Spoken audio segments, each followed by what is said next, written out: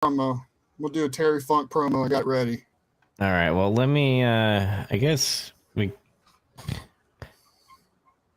Fuck it. Oh my! What happened to my car? Go back! Where are you? Go back!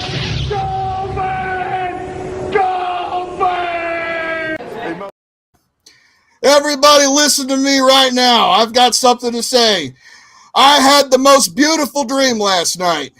I was sitting on the front porch with my grandfather, who's long passed from this world, and all of a sudden a black limousine drove up to the property on the Double Cross Ranch, and out came a beautiful woman. And she came to us and she said, "I ran over an animal out in the road." And my grandfather said, "Well, what happened? What did you hit?" She said it had huge nostrils and big bugged eyes and buggy whip arms and stupid gimmicks. It smelled of cheap sarcasm and bad jokes. And I looked at her and I said, "You didn't run over an animal. You ran over all the other bad wrestling podcasts out there in the world that suck eggs." Nice. Oh, I thought he was gonna say every wrestler in AEW, but No. not all of them. So just most. Man, I thought. Oh, by the way, everybody, welcome to Getting Some Color. I'm Joe Dubs. I'm Jazz. I'm Zach. Yeah. So I thought we were gonna come on and talk about one sad passing, but no. I literally just found out, like within the hour. These guys known it for a while since they were in the news. We lost Terry Funk, and we lost Wyndham Rotunda, right? Is that his Bray name? Wyatt. Yeah, Yeah. Wyndham Rotunda. Yeah. And it sucks, dude. Like, it Fireflies really. up. Yeah. Dude, It's a memorial. Everybody's just stand outside and put that out. Like, what was that movie where the chick that showed her boobies later? She shot the bow and she did things and saved the world or something. What was that called? Oh, Hunger Games? Yeah, Hunger Games. Everybody put the fingers. We're gonna put the fireflies up. You got it. Listen, guys, my ADHD is like through the fucking roof right now. I'm gonna make some weird fucking tangents. Bridges are gonna be crossed. Well, the one thing that got me was fucking the bow and arrow. Like, if you just said, yeah, the girl that showed her tits, I'm like, there's a lot of them these days. That's correct. You're going to have to narrow that down. I tied it together. It was all in one cohesive sentence. Mm-hmm. Yeah. Yeah, so, I mean, Terry Funk, we knew he was on his way because he had a lot of health problems and stuff. And he went to like a retirement home last year. So, hospice, I think, right? Yeah, everybody kind of knew he's probably on his way out soon. And he was old. He died at 79. You know he wanted to have one last match, even though he was fucking dying. He was a wrestler at 79. And not just any wrestler. We're talking about like one of the pioneers of true deathmatch wrestling. True. Like, since someone who wrestled over 5 decades, right? Like that, like there were 5 different decades that he wrestled in, right? 70s through the 2010s. I think he wrestled in the 60s. Maybe, yeah. So it's even 6. Like, insane to think that a wrestler. I mean, usually a wrestler that makes it 20 has a 20-year career, much less a 40-year career or more, is going to live that long. And like you said, he had a lot of health problems, man. But yeah, I know, just to kind of hit on what Dubs was saying, I know the big shocker, and we're all still kind of processing it, is the passing of Bray Wyatt. So I mean, all of us. I mean, Dubs just found out literally half an hour before the show, because he was at work, and sometimes you just can't have all the social media available to you at the moment. So it is what it is. Myself and Zach both find out just mere hours ago. So it's not like it's been something that's been going on all day. It's something literally just within hours has been released to the public. And even between that, just in the last hour, they've released more information about some details of his passing and and everything, which we can get into in a moment. I don't think. I mean, it's. I have like that morbid curiosity of what's there. And a lot of that comes from just my background of what I do for a living. But it makes sense if anybody would wonder one thing or another. But I don't think it really matters as much about how he passed away, as much as that loss is still there. So first and foremost, deepest condolences to his family and friends. It's again, he's still a person, but he was also someone that was very, I want to say, mostly loved. Again, he was a divisive character only in the sense of the actual character itself was something that a lot of people like just was take it or leave it. If you liked him, you loved him. If you didn't like it, you really didn't want to see it. But I mean, he always drew attention to himself. He was, he had all this potential, and the guy was crazy inventive in terms of the stuff he would come up with. I mean, not many, at least in the modern era, especially, there are not many wrestlers that would try to get as involved. I mean, that's a lot of the reason why he was initially fired, is because he would butt heads with Vince McMahon, because he didn't want to just go with whatever he was told to do. He wanted to have say in what he did, which you gotta respect. I wonder like what Vince like wanted him to do. Like you look at all the even before like the comeback that he just had recently with Uncle Howie and all that stuff, but remember the Playhouse thing? Like that was interesting. It did get a little wacky when like fucking, I almost said Alicia Keys. What's her fucking name? Alexa Bliss. Yeah, Alexa Bliss. There you go. Alicia Keys. Yeah, when she was added to the thing, like I wonder if like the pig that he uses in the Playhouse. I wonder if Vince wanted him to be like the pig or something like that. From what I heard, the stuff he was butting heads with Vince on a lot was having the Fiend. He wanted the Fiend to appear more, and he was really into like the invincibility and shit that he had and stuff. Like that infamous Hell in a Cell match he had with Seth Rollins. That was just it was bad. There's no getting around it. It was just dumb. And him being invulnerable to like everything, like that was a Vince thing. So there you go. What's sad too? Like he got the Taker bump, pretty much the rub, where at the end, at the end, like people wanted to know what Undertaker whispered, and Bray Wyatt's here, and apparently he said, "You're the future," or something like that.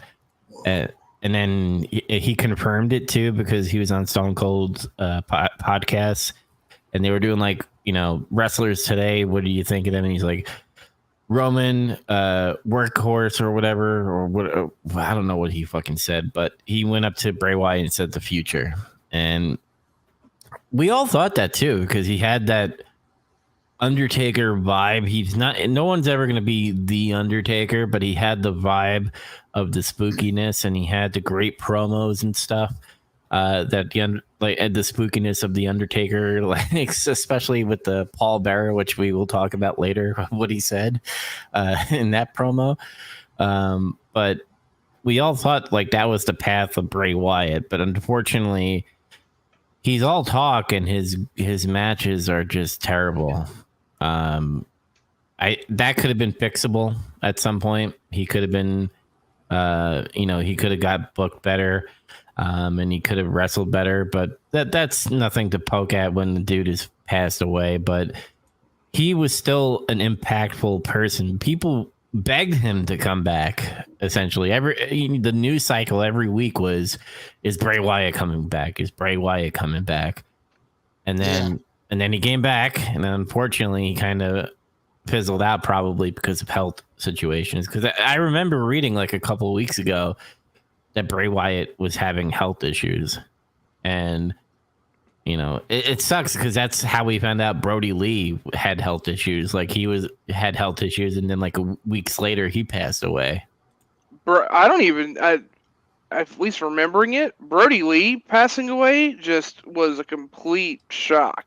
Like, don't get me wrong, this is surprising. It still is a big thing. I haven't even fully processed it, but it had already been noted. Like, the report just from a few weeks ago was Bray has been out for several months, and he was facing a life-threatening illness and was recovering. That is what was already said. So to hear this happen is a shock, but and maybe Brody Lee's passing was desensitizing. Maybe it's the time of when it happened, because it happened shortly after everything with the coronavirus pandemic. If I recall, I could be wrong, and maybe it's revisionist history. I don't recall them. I remember him being gone for a while. I remember even listening to regular shows that I would listen to, like for wrestling news or wrestling podcasts, and they would speculate constantly on, oh, Brody Lee's gone and he's taking a break, or no one had ever said anything about his health. No. And then just unexpectedly they just said Brody Lee's dead. Like, what? What just happened? And then we found out after the fact that he had been combating some kind of lung issue for a month or two. Right, they announced after and said, oh, he's been sick this whole time. But it's literally, he had the dog collar match. Yeah. Which, when they reported after his post-mortem, of course, he was actually sick during that match, but finished. But then his health deteriorated very quickly after, and they kept it very tight-lipped. Nothing was said at all about it. I mean, to be fair, I think for the most part, this was the same way. Nothing had been said, at least in any real detail. And then, of course, now they've released some information, or at least, and again, it's not that I don't trust it, but there are so many times there are reports from wrestling reporters where immediately it has to be backtracked. So I take what details have already been said, or I can't remember who it was. I think it was Sean Ross Sapp. Was I was given permission, and I was asked to detail that he had underlying heart issues, and then the timeline was he had heart issues already. He got COVID, probably Royal Rumble right after. And then had more issues, probably likely a life-threatening complication from COVID, was recovering, and then just unexpectedly had a heart attack. Another thing to note is that he actually had mumps a handful of years ago, and mumps is actually something that can cause cardiac complications. You can have myocarditis and endocarditis from that virus, and even when you get it, you may not get full recovery, which is actually, if that's the case, this is all speculation, but if he actually had that type of problem, that means that there are several years there where he's wrestling, and there's no way he can ever be 100% because he's dealing with an underlying heart issue, so that would affect his cardio in ring. And that would kind of make sense in a way, but it's me just trying to put two things together and fill in a blank. I never thought that Bray Wyatt ever came off as the most athletic person. He's not Ricochet, right? But that's never what he was supposed to be. And he doesn't need to be. He still was a good in-ring worker regardless. He was losing weight though. I remember he was working on his weight, and you saw it in his clothes that he was losing weight. Mm-hmm. Can we confirm that the last terrible match he had was with LA Knight in that terrible where he threw him in the hole and got on fire? Yeah. Yeah. So that's the thing I'm processing, is that Bray Wyatt's last match, I was there in attendance for Bray Wyatt's last match, and I didn't even see it because I was having mid-drunk diarrhea in the bathroom. I missed the whole pitch black match because I was dying in the bathroom. You almost went pitch black. if you recall, if anyone is listening, if you are a follower, deep dive way back when we talked on an episode after I went to Rumble, I told the story about how I made sure that a child with Down syndrome was covered in John Cena gear, head to toe, got to go to the bathroom, and then I nearly shit myself waiting in line because I let him go, but almost got into a fight with someone defending the kid. Well, that was during the pitch black match. We almost had more scuffle going on back there in the bathroom than they did out in the ring. But yeah, it's just kind of surreal though to think that I was there in attendance. It's weird thing to think, but yeah. Sorry, I when you said all I thought was LA Knights. Yeah. Oh man. So yeah, it. Zach, do you have anything to say as far as like Bray Wyatt? I I remember when I first saw him when he showed up on NXT when it was a game show format. And he was Husky Harris, and I was like, "Who the fuck is this guy? Why does he wear weird cowboy boots?" And then I learned about his background. I'm like, "Oh, that's why." And I thought, this guy might have something because I saw him work a little bit off that. I mean, it's hard to if you watch wrestling long enough, you can kind of tell about people. And I'm like, this guy's got something, and I was kind of like watching out for him after that. And I guess he went through a couple gimmick changes when he was in NXT. Like after that, like after it went dark and they didn't do that shit anymore. And then he found the Bray Wyatt character, and that's the thing that everybody still seems to remember fondly and they like. I mean, people really got into the Fiend too. For a hot minute, I liked the Fiend too. I was like, this shit's fucking cool. His theme music's cool. He comes out with like his old severed head as like a fucking lantern. That shit was like sick. Mm-hmm. Yeah. The duality between that and the Mr. Rogers like parody. That shit was funny. It was funny because it got really dark too, right? Like it was kind of cool, but then they overplayed it. But that's a Vince problem. That has nothing to do with him. It was interesting because there would be like in jokes, like wrestling inside humor jokes in it, and then there would be like this silly Blues Cluesian fucking Mr. Rogers kind of shit, and then really dark stuff would happen, and like over time it kind of they got a little too goofy. But yeah, I can just remember I liked all the stuff that he did with the Wyatt family for the most part. That's when I liked him the most, was that. Yeah, the Wyatts versus the Shield was like a big moment. Yeah. Yeah, people still talk about that match, that feud, I suppose I should say. Yeah. You ready for a hot take? We'll throw some hot takes out.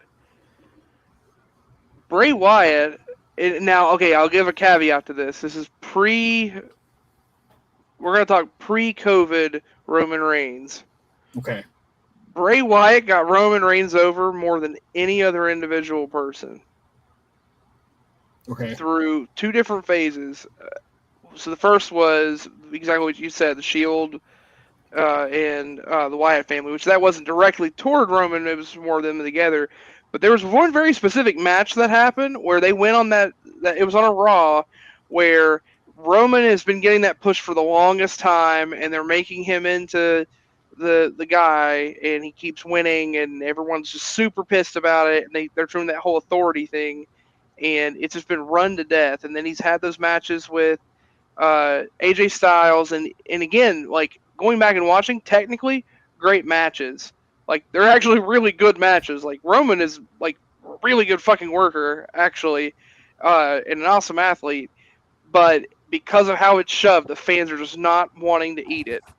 And they just do not want it. And then that's where Seth comes back, and, like, you get that whole split. Well, then they end up with an episode where Roman and, like, Bray makes a return. And Roman and Bray team together despite like the odd couple pairing, but it works out. And there's that one very specific like moment where Bray hits a Sister Abigail, does the point with the bang, and it calls that spear. And that was like an iconic moment. People were flipping out online about how they're going to do this. They're actually going to fix Roman. Everyone, just that one moment, literally just that one moment, they were like, they just realized how to fix Roman Reigns. Like for a period of time, people were ready. Now, again, Vince took that ball and then shoved it into the trash can because it went absolutely nowhere. And then Roman went on to do a few other weird things. Then he ended up getting cancer.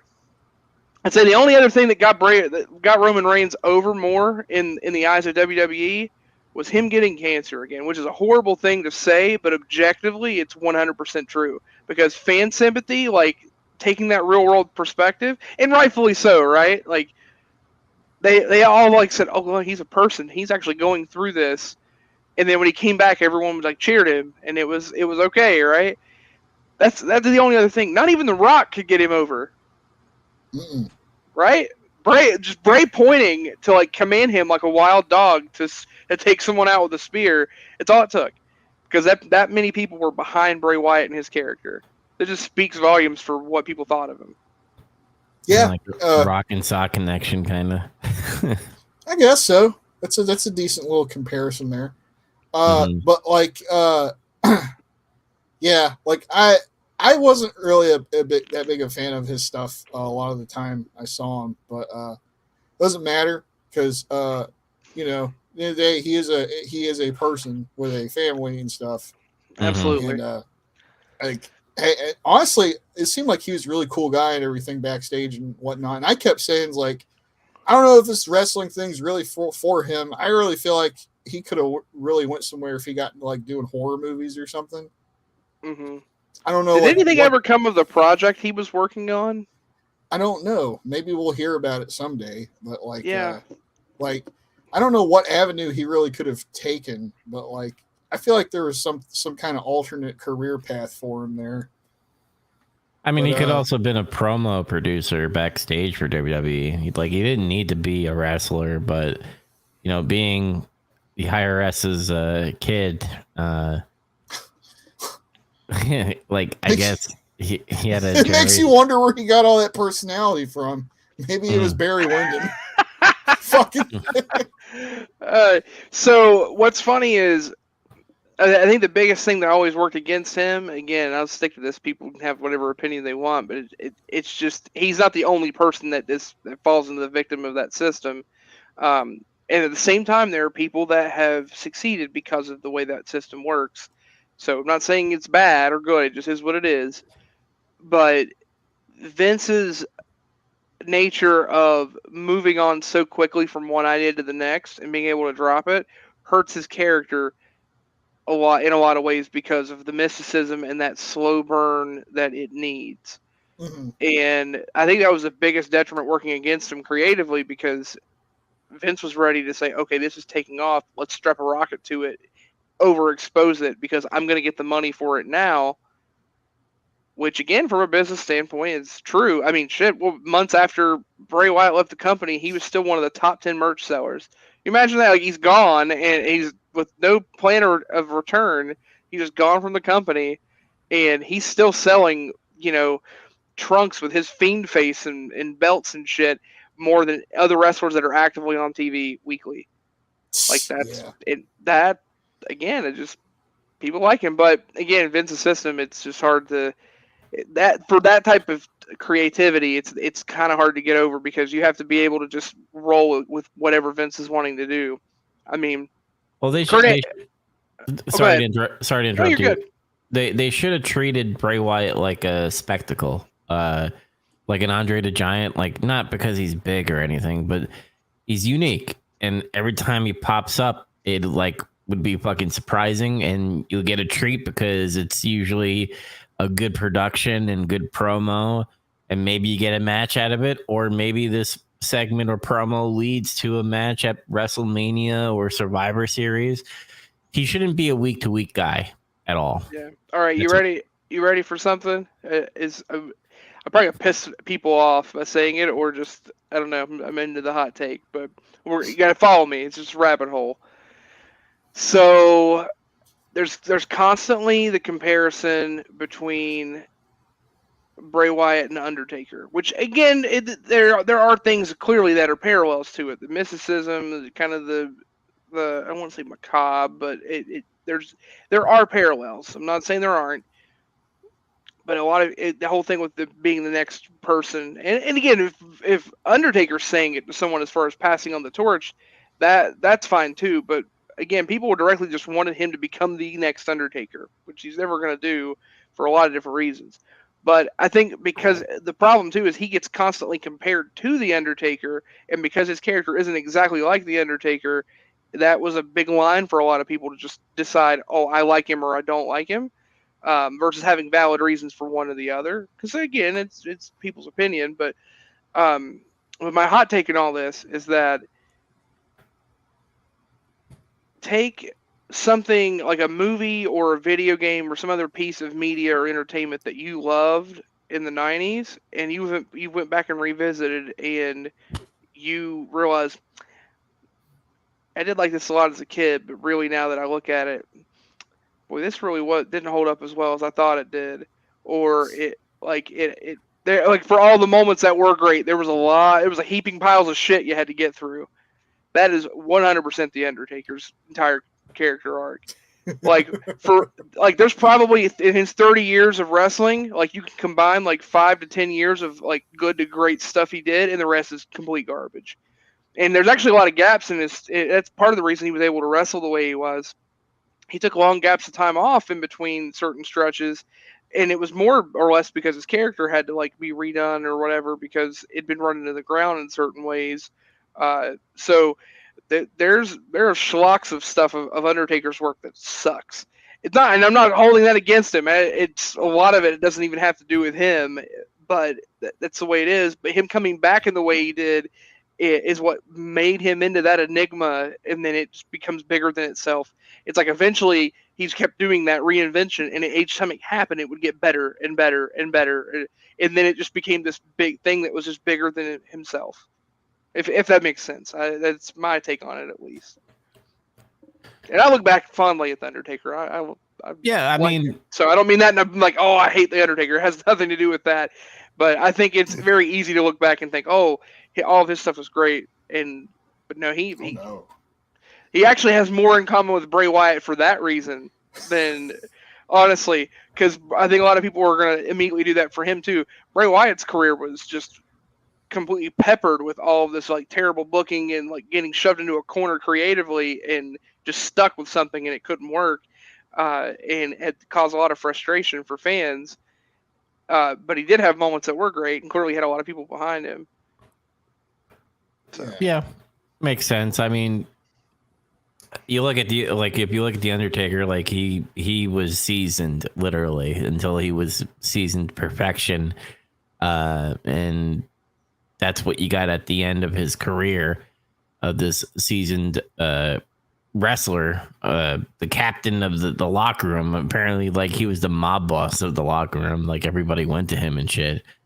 Not saying Bray Wyatt would have been that, but maybe if we had more years of Bray Wyatt, of him learning the craft, that maybe he would have been someone big. Not saying he's not big, but just saying that, you know, he would have been better than where he was at. But it sucks, man. I don't know what to say.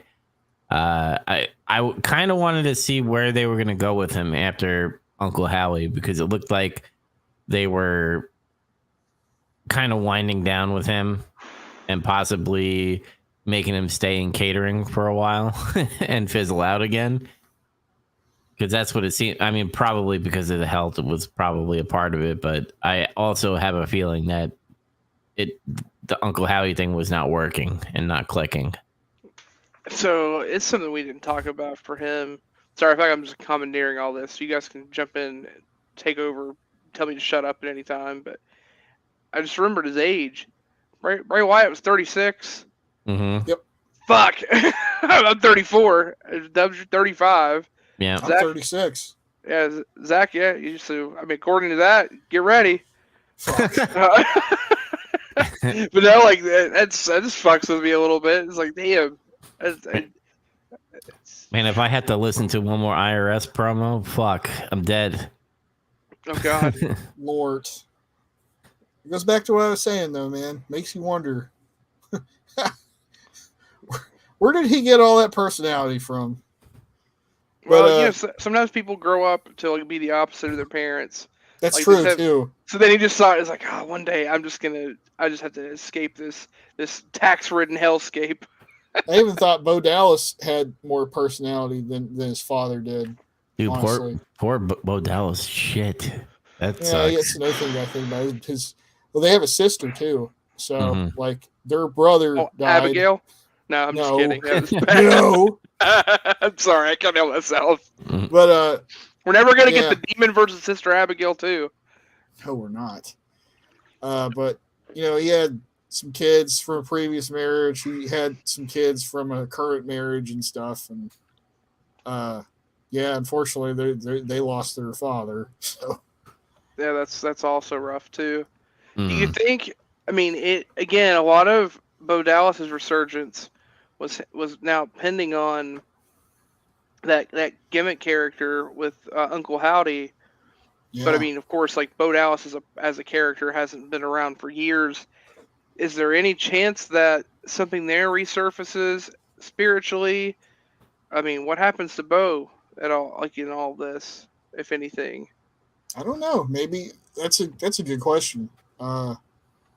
Maybe they'll come up with something for Bo, or he'll feel compelled to do something like Yeah, that, I because mean, that's kind of a similar situation a little bit, actually, like what happened to Charlotte Flair, actually, because not the same, but it kind of reminds me of that circumstance, because she wasn't even going to become a wrestler, oh, her and then brother passed away. when Reed died, she was like, she felt like this weird urge, like I have to do this for him or something, and here she is now. So, And she's like one of the most decorated female wrestlers of all time.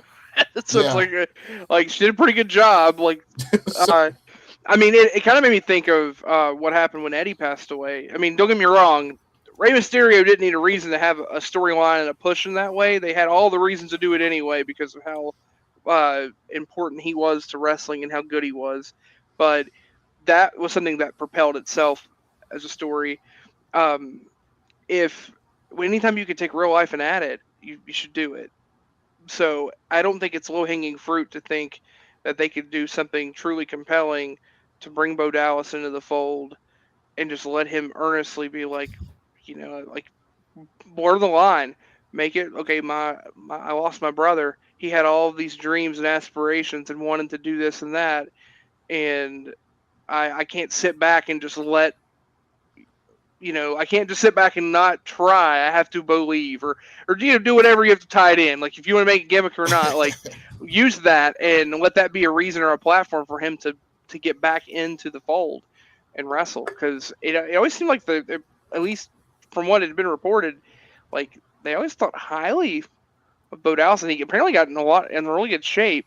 So clearly they were ready to do something there, maybe a program between the brothers or something. So I don't think you just let that completely fall apart, but it all depends on who's controlling the decisions, yeah, They could do this. They could do this, and I know I like ribbed at him before, but Braun Strowman, Eric Rowan is still out there in the wild somewhere. You could do a thing where Bo Dallas is like comes back, he's holding the lantern and says, and Bray Wyatt would love this because he wants to like lore to still like stick around and shit, that Bray Wyatt's soul is in this lantern and he must bring back family.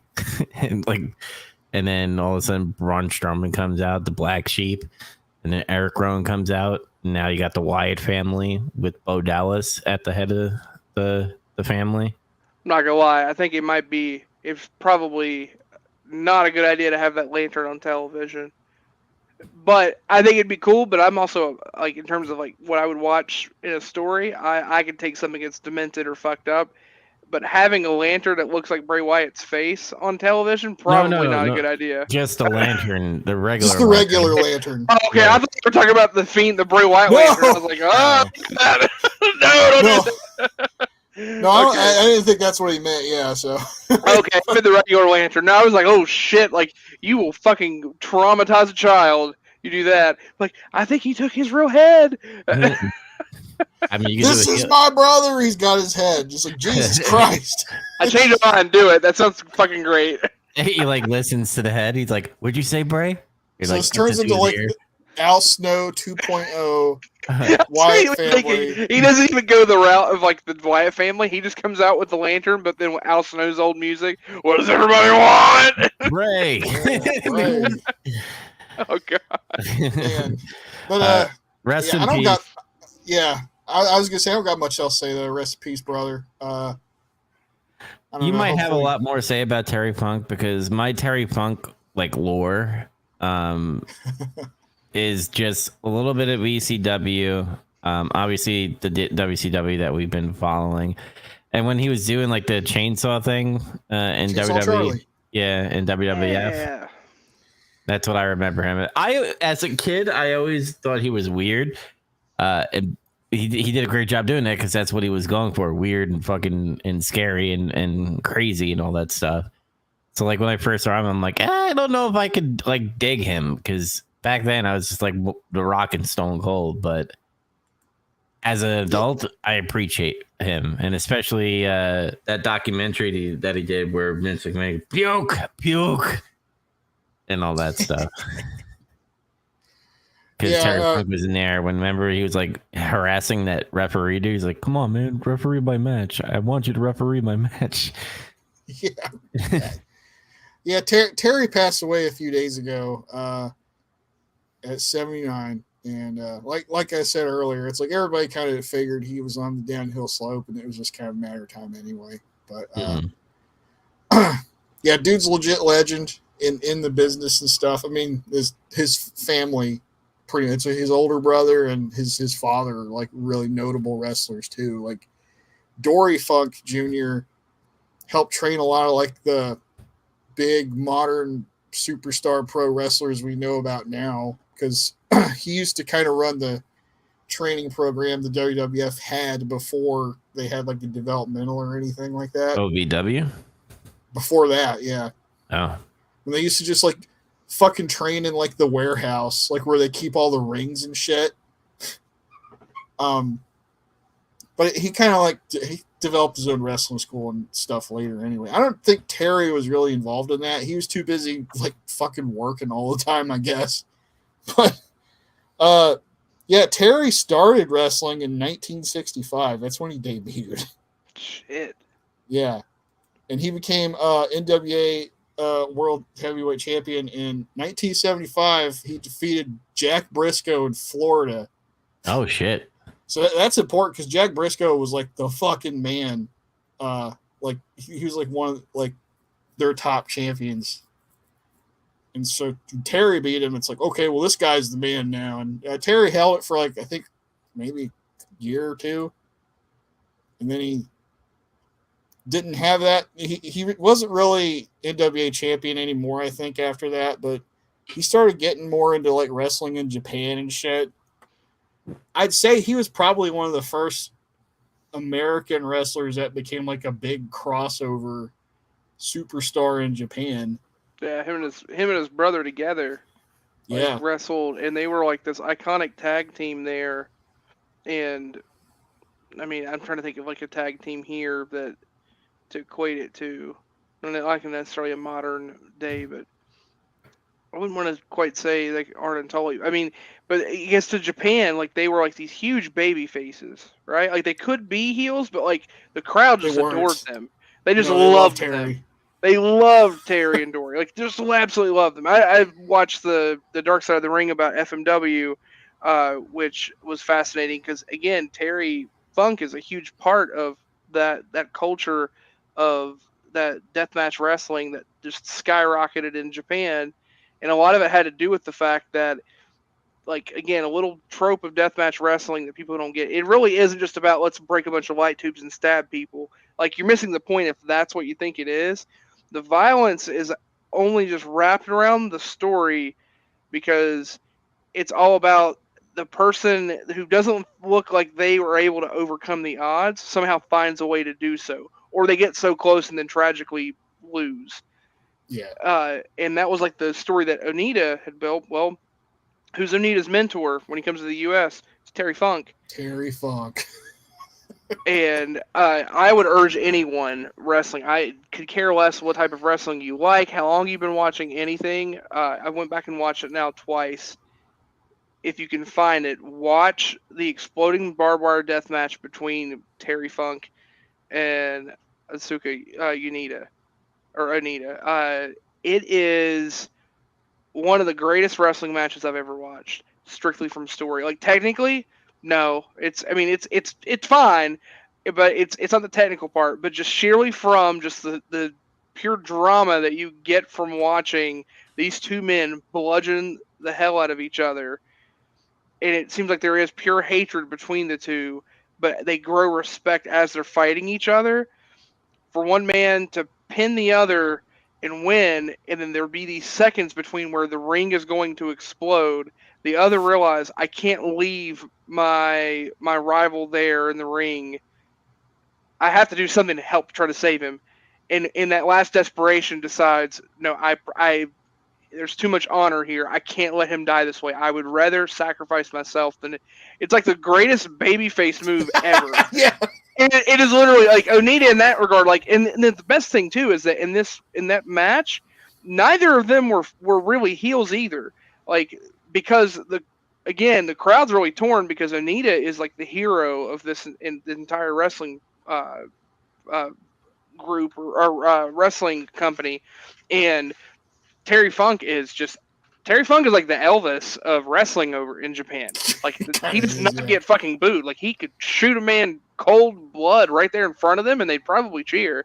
So you have a crowd that can't decide who they want to cheer for. They watch these two men who they both love, and so they're just like emotionally, like, it's heart-wrenching. When they see this close match and then finally decide, okay, and maybe there's like some resentment from people who really wanted Terry Funk to win, and then they see Onita save him, and they're like, nope, that is my favorite man of all time now. I will never be against this man. He literally was giving his own life. Because to them, that ring really blew up and was going to hurt them. And honestly, it could have, right? Yeah. Like it's not like they were using sparklers. It's not like an AEW exploding. Yeah, it wasn't that Tony Khan Florida fireworks extravaganza. No, it was like fucking concussion grenades and shit. Like they really could have gotten hurt. So it's fascinating to see that. But again, I implore anyone if they've never seen it, watch it. And that's just one like little slice of Terry Funk's career. He's someone who like he helped make ECW what it became. So without Terry Funk in the ECW, it probably doesn't get to that point. Just as crucial as Paul Heyman was, or Sandman, or New Jack. Like you have like the 5 or 6 people that they're like all of their roles played. No one else could have played them, and because of that, it made ECW what it stood out to be. Terry Funk had a set of great championship matches. I think he was challenging for the NWA with against Ric Flair. Yep. Like those are iconic matches. Like I know a lot of people talk about Ricky Steamboat's matches with Ric Flair, but watch his matches with Terry Funk. Again, just the man had a way of being able to make you love him or hate him. He could literally choose what he wanted you to think of him. In a company where so few people have the ability to even get you to have react at all. Yep. Check out Terry's matches with Flair. Terry had a long rivalry with Dusty. There's an epic picture where he's fighting Dusty, and they're brawling in the ring, and they're both bloody. Dusty's shirt says something on it. Both their shirts say something. I think Dusty's shirt basically said, "We're gonna fight, Daddy. We're gonna fight here," more or less. It had like a bunch of words on it. But Terry's shirt just said, "Dusty sucks eggs." Yeah, it's something about that image. They're just covered in blood. And they're like fighting in the ring, and his shirt says "Dusty sucks eggs." It's like amazing to me. Yeah. Another kind of infamous feud is the feud Terry had with Jerry Lawler in Continental Wrestling, where they had an empty arena match, and like it was basically like a hardcore match in like the early mid 80s or some shit, and that's the match where Terry lost his eye. It looked like Jerry Lawler fucked his eye up, and he was like, "Ma!" He's like squealing his eye and shit, and then like he gets beat. And like Terry shows up like the following week on TV or something. And he's got like this giant medical eye patch over his face, and he's like cutting this unhinged promo on Jerry Lawler about how he's gonna like fucking kill him, basically. It's so great. I got a segue for this. Ready? Sure. This is what I was. I've been strung out. You hear it? To death. I Yeah. thought straight from Budapest Swana to Narita in Tokyo because I'm supposed to go right in the ring as soon as I land. I was so tired, such an idiot, that when I was sworn to secrecy with Terry Funk, I wouldn't tell anybody to finish because he was the main guy at Baba back then over there with Baba, with Brody and all these guys. Right. I land, all these reporters went, oh, wow, Hulk Hogan from New Japan, you wrestled Terry. I'm just getting on the plane, go, who won the match? I said, I did. Dude, it was like a shot heard around the world. Terry Funk called me, I'm going to kill you, you son of a bitch. Let me apologize, Terry. He didn't want to talk to you. Where did he live? Amarillo, Texas. Right. And dude, he's gonna kill you. I was so afraid of him, bro. I was scared to death he's gonna kill me because he's a bona fide nut. Oh my God, I don't know what's more impressive. Him telling a story about Terry Funk that is totally believable, or him just telling the truth. Yeah, that's why I'm like, is it true? Or like, I believe him because Terry Funk would kill him. If... I'm gonna kill you, you son of a bitch. That's exactly how he'd say it. Oh man, I was talking to Chaz in the chat too. It was about another infamous Terry Funk story where when he got fired from the WWF in like the 80s, and it was like, I think it was a pay-per-view, but I could have been wrong. It might have been like a big house show or some shit. Terry didn't show up, and then Vince was like, "Where the fuck is he?" And he gets a hold of him, and then Terry's like, I'm not coming, Vince. And he's like, why, pal? And he's like, my horse is sick. And that's literally what he told him. His horse is sick, and he's not coming. And he didn't come, and they fired him. And he didn't give a shit because Terry Funk could just go to Japan and make a bunch of fucking money anyway. It didn't matter. Yeah, he didn't care. He's like, oh, boo, fucking who, whatever. Yeah. Yeah, but as I was telling you, I for the life of me, I don't know if what I'd sent in the chat before was after, but I could have sworn there was another time where someone later on in the 90s missed a show or a pay-per-view, like didn't show up. Like there was a legitimate reason they didn't show up, and to cover it, just be like comedy. They made some off comment about how they must trade horses with Terry Funk or something like that. Sid. Yeah, I think you said it was Sid. Yeah, I think it was like Sid like blew them off to go play baseball or softball. And told him he was sick and that he was actually at a softball tournament and we got in a bunch of deep shit, and someone made some joke about him trading horses with Terry, and it was a deep cut to when Terry was like, my horse is sick, I'm not coming. That reminds me of this is just slightly off topic, but Sid got brought up and funny excuses to not wrestle.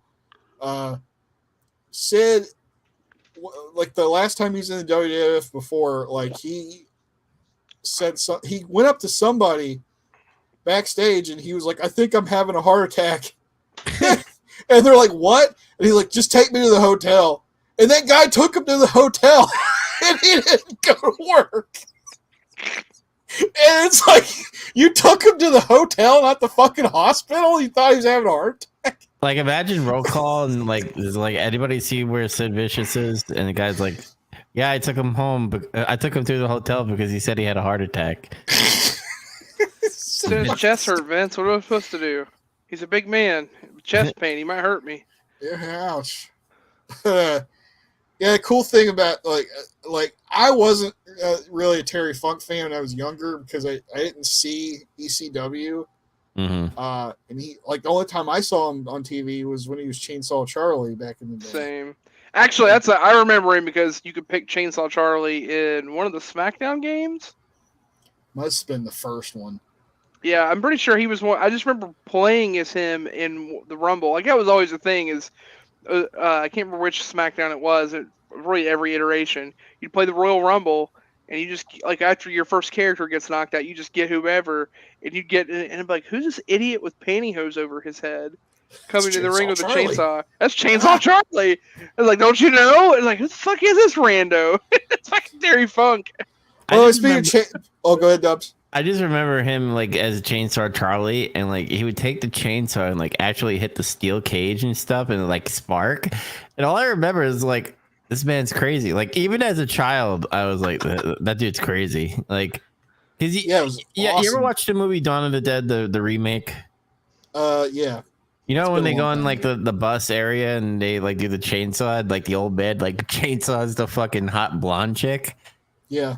Like that's what I think will happen if like you fuck up on a chainsaw. Like I just imagine him hitting the steel cage and like hit a child in the front row or something.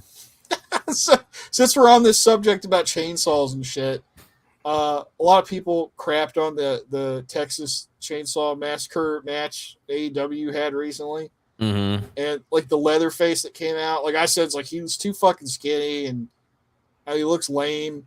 Is that Tony Khan? No, it wasn't Tony Khan. I don't know who the fuck it was. Somebody said QT Marshall, but he's not that skinny. It was Cody Rhodes with the mask on. Cody Rhodes isn't that tall. That's but true. like I didn't notice this the first time I saw it, but then it was pointed out and I went back and watched it. It's like he wasn't even running the chainsaw. They were playing like chainsaw sounds in the arena. And I was like, man, you can't be doing that shit. And when Terry was Chainsaw Charlie, he was running chainsaw because Dubs, you said all there were sparks flying when he hit the cage and shit. Mm-hmm. Yeah. What he did though, and nobody could really see this, he just took the chain off. So he was running the chainsaw with no chain, so it was totally safe. Yeah, you can just make all the noises. Yeah, and it'll still turn like when you're like pulling on it. So it's like, yeah, Mm-hmm. you're just. That's what made the sparks. That was the trick. And then somebody like Cornette was talking about this on the podcast. So somebody said, "Do you really trust somebody from AEW to run a chainsaw?" And he's like, "No, but you could have taken the chain off, fucking idiots." So I got a question since we're on the topic, by the way. Jeff Jarrett, what belt is he? Is he the Texas Chainsaw Massacre champion? Like, what is that belt? That's the Chainsaw Charlie Championship. Oh yeah, I don't even know what you're talking about. I'm so. Did he get it? So he got a belt. Like I did. Yeah, there's a belt with like Leatherface on it, and so Chaz, he faced Jeff Hardy in a Texas Chainsaw Massacre match against Jeff Jarrett, and dude, there was color, bro. Like Jeff Jarrett was like covered in fucking blood. But you know that big tall Indian guy Punjabi that fucking slammed Jeff Hardy through a table, and like Jeff Jarrett won the match. Zippy the giant pinhead, yeah. Yeah, and I'm sorry, his head is so small. Such a huge body. He's like the guy for Beetlejuice. The end of Beetlejuice. That's what he fucking looks like. He kind of does look like one of the Goombas from the live action Super Mario Brothers movie, right? He looks like a Goomba. My God. Oh shit, that's too I guess good. get back on rails though. Yeah, when I started seeing more Terry Funk's other work, like random old WWF matches he had back when he was still there before he decided to quit because his horse was sick. And I was like, this guy is awesome. The way he's like bumping and flipping over the ropes. Oh my God. What the fuck? It's so stupid looking. Oh my God. small head. Seriously. Why is he wearing overalls? Because it's Texas Chainsaw. Because he looks, goddamn, he's trying to be Haystacks Calhoun now. I don't know. Fuck. But like, you know what's really funny to me about that though is like if you watch that Dark Side of the Ring, the Bash at the Beach 2000 and whatever, and then Jeff was talking about how he's like, I was thinking about my grandma and like my family's legacy of wrestling, and should I even do this? And then he did that. I'm just saying. And then he did that. Oh, I think he's moved. I think like in 2000, I would get why he would think that, but he's moved so far past that with all the other nonsense he's done. So it's just what it is. But bad Leatherface. God damn it. Looks like Tony Khan. He didn't even do the woo. He didn't like do the shit. Come on. But anyway, that might be QT after all. I don't know.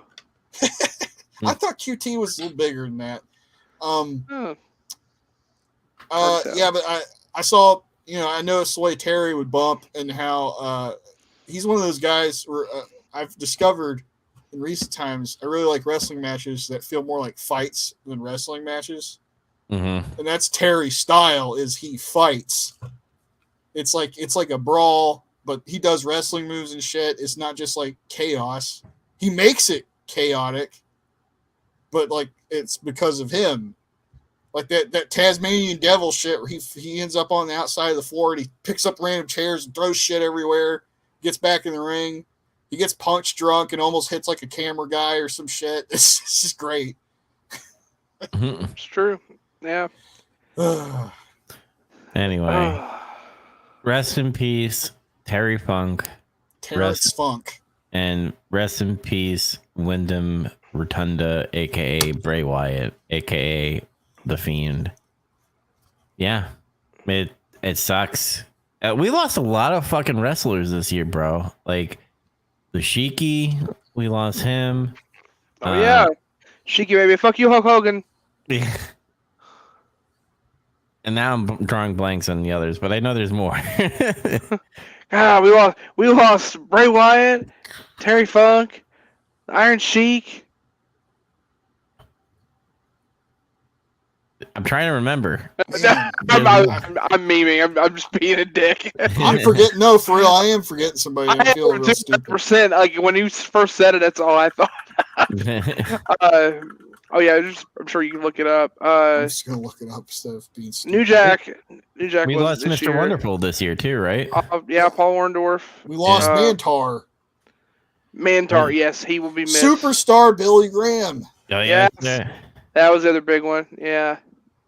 Jerry Jarrett, Lanny Poffo. Oh yeah. Oh shit, Crockett, right? Jim Crockett's junior or senior? Yes, I thought it was one of the Crockett's that died, right? Jay Briscoe, of course. Yeah, Jay Briscoe. That was a big one. Darren Drozdov just died a couple weeks ago. Oh yeah, too. the puke. Mm-hmm. Okay. Yep. The puke guy. Adrian Street just died too. Exotic Adrian Street. He died a week or two ago. Damn. Man, that guy's great, man. I'm gonna try to track down more of his shit. Oh my god. I also want to point out Terry Funk was so fucking popular in Japan. He had a record, and it went to #1 in Japan in 1984. That's how fucking popular Terry Funk is in Japan. I seriously, now I'm sticking to what I said. He was the wrestling Elvis in Japan. You gotta listen to that song I linked, Great Texan. In every sense of the way. Like, Honky Tonk Man ain't got shit on Terry Funk. No, he does not in any kind of way whatsoever. Nope. I want New Japan to do like a ceremony for him on whatever shows they have. Yeah, maybe they will. Yeah. We'll see. Anyway, time to get into some WWF Monday Night Raw, July 11th, 1994, in Bushkill, Pennsylvania. Bushkill? Yeah. I didn't even know. I didn't take note of even where this was at. Wow. I thought the arena looked small. Have you ever been there? I've heard of it, and yes, it looked like a gymnasium. If you look behind Jim Ross and Macho Man, like it had that gymnasium feeling to it. But fucking, I don't know why. But Bushkill, Pennsylvania is fucking funny to say in my head anyway. Jim Ross and Macho Man are on. Pennsylvania, what? Oh, sorry. I think there was like a little delay there. Keep going. No, what were you going to say about Pennsylvania? I was just going to make some comment about how Pennsylvania has some really strange town names, like King of Prussia, Pennsylvania. Bushkill, Pennsylvania. Isn't that Brick Baker town? Pretty much PA. I thought she was from Pittsburgh. Yeah, she's Pittsburgh. Pennsylvania. Same thing. She's probably not really from Pittsburgh. I mean, Pennsylvania's a deceptively large state. Well, no. You gotta be careful. Like saying, like if you're in PA, that you're like just like there, because Pittsburgh and Philly are two totally different areas, right? Yeah. But so it's kind of like saying Cleveland and Cincinnati are the same. Like, people fucking stab you in Cincinnati or in Cleveland if you say you're from the other. Like, oh yeah, you just must be a Bengals fan, right? Or you're a Reds fan. No. See, I knew it. Yeah, I understand.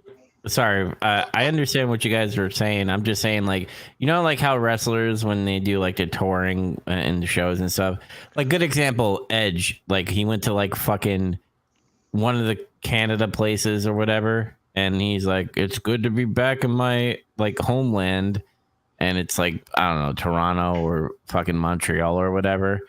And like they cheered him, and that's what I meant is like when usually Britt Baker, she's a Steelers fan, but like the whole Pennsylvania she would consider like her territory or whatever is what I'm trying to say.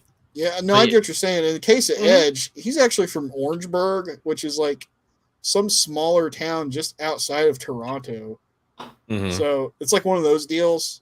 I looked at Britt Baker where she's actually from. Another weird Pennsylvania town name, Punxsutawney. See, sounds native. And I bet it's just outside of Pittsburgh. Just like one of those deals. That makes sense. Yes. So we no Vince McMahon. Is this the era of Jim Ross now? Are we getting Jim Ross from here on out? Maybe. I think Vince comes back on commentary sporadically, still for a while. I mean, I can remember, he stays on commentary, I think, up to about 95. And that's when he becomes like very irregular. But yeah, JR is starting to get more shots on TV, thank God. Because, God damn it, if he wasn't here for this would have felt very different. But, yeah, because you would have had Vince McMahon be like, whoa, what a maneuver, and all that. Like, he would be like wowing and stuff, and instead of Jim Ross actually commentating a match. Yeah, man, that really helped to sell the main event of the show, JR being on commentary. But they show us like this quick little video package about like 1, 2, 3 Kid basically climbing the ranks in the WWF since like last year, and like how he got his title shot, which was he pinned Nikolai Volkov, and I was like totally shocked Nikolai Volkov was wrestling back then. And DiBiase's like screaming in the background, no! Apparently, and there's more on that later, I guess. Stuff with Nikolai Volkov and DiBiase and shit. And they showed like this clip from like Brett at like this Hall of Fame ceremony they had, and he was talking about like, I see Jeff Jarrett, coming up, and 1, 2, 3 Kid, and I'm going to follow his career. And it's like, it's just built up everything we needed for this match, like in like a couple minutes. It had that 90s like keyboard thing in the background. It's the dramatic sports music that Vince has been using. Yeah. Yeah, and then like when it gets to the Brett like talking at the Hall of Fame, I kind of laughed because he had that like music in the background. He's like, "You're Jeff Jarrett and 1, 2, 3 Kid. He's the future, man. I'm gonna take a real good look at him. He's gonna be great." I just like laugh a little bit, but I digged it. I dig the package. Not Lex Luger, the video package. Hey, I've said we are officially a Lex Luger appreciator group now. We're always taking up for the guy. Yeah, people that hate on Lex Luger, they're despicable. Yeah. Super Bowl. What day is it? Super Bowl Saturday? I don't know what it's called. Can you even afford to pay me, Billy? I don't know. You're too tight. Ah! I'm pissed now. We don't even need to show the video at the start. We just did the whole promo. We didn't fucking need it. It's just like the Sid thing that I almost censor God now when I do it. Oh my God, Goldberg! Like, what if he said Allah? Would they have censored it then? It makes you wonder. Maybe. I don't know. But like, yeah, JR and Macho Man are on commentary, and then like they kind of hype up the night, then it just goes straight into the match. Main event early in first one. They're still on that pattern. Yeah, where like they have the big match first. 1, 2, 3 Kid versus Bret Hart for the WWF Championship. And Dude, Bret Hart comes out of that fucking entrance looking badass. He looked badass, and the fucking people in that building blew out the sound. Like, they reacted so loud to him that it fucked the sound mix up. Like, you couldn't hear anything.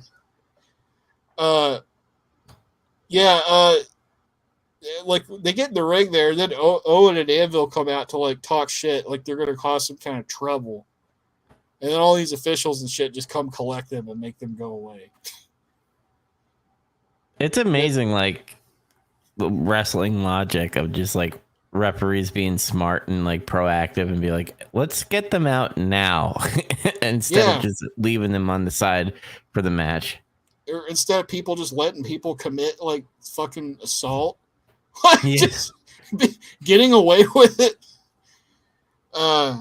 They start with a handshake, and I think Kid goes for like an arm drag very fast, and then Brett's like, he sits there for a minute, and he's like, okay, just like the CM Punk match with Darby Allin recently. I don't know if we're allowed to talk about CM Punk or not. But, I mean, if you say the wrong thing, you're not going to be allowed on Saturday nights. Well, anybody? No, I get what you're saying. There should be hard segregation between those shows anyway. I think it's more interesting. But anyway, though,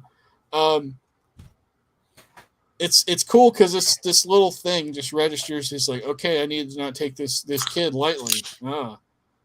In the early part of this match, it's like fairly even, but Kid gets the upper hand because he's fast. He's staying on Brett and not getting off of him, and he takes him by surprise with his martial arts kicks. Like, he grabs his foot.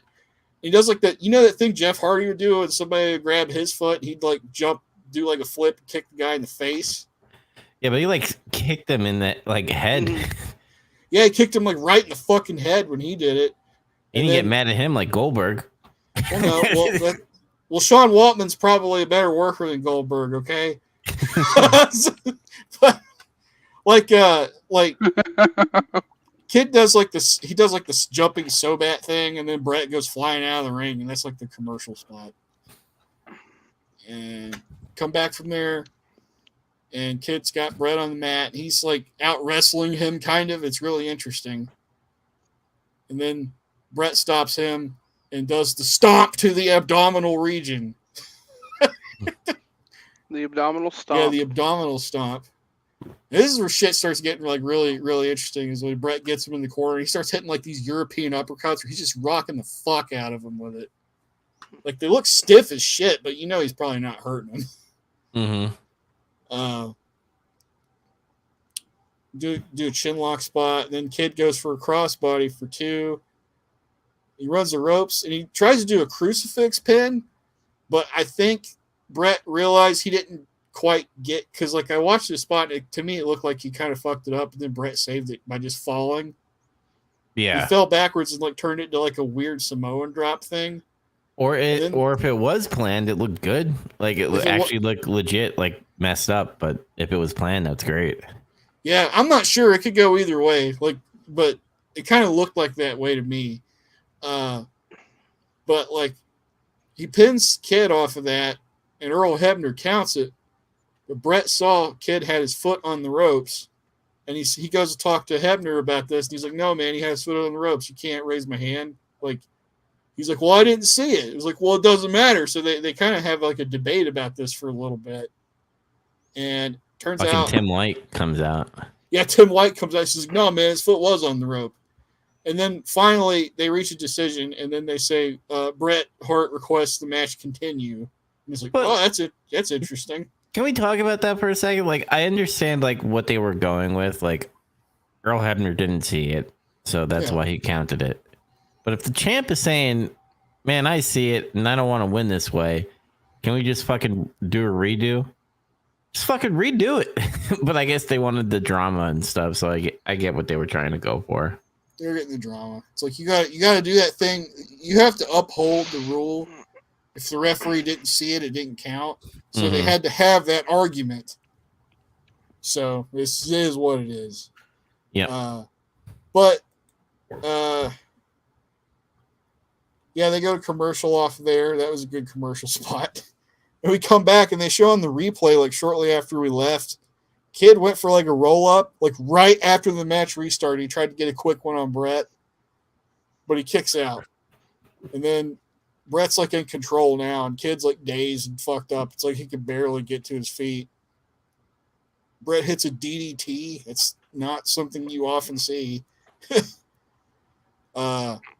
shoots him off, and then Kid goes for like a flying heel kick, and he does the corner kicks. No Bronco Buster yet. Instead, he throws him into the opposite corner and does like this running drop kick. It's like one of those like Bryan Danielson running drop kicks to the face. And then Kid goes for a dive outside, and he almost misses Brett. He does like one of those flipping senton things. Rolls back in the ring. He does a power bomb to Brett. I was like, God damn it, he just hit a power bomb. And he goes to the top rope, does senton, crashes and burns. And this gets to the finish. Brett tries to do superplex. Kid shifts his momentum when they come down. Pins him for 2. Lands on top of Brett off of that.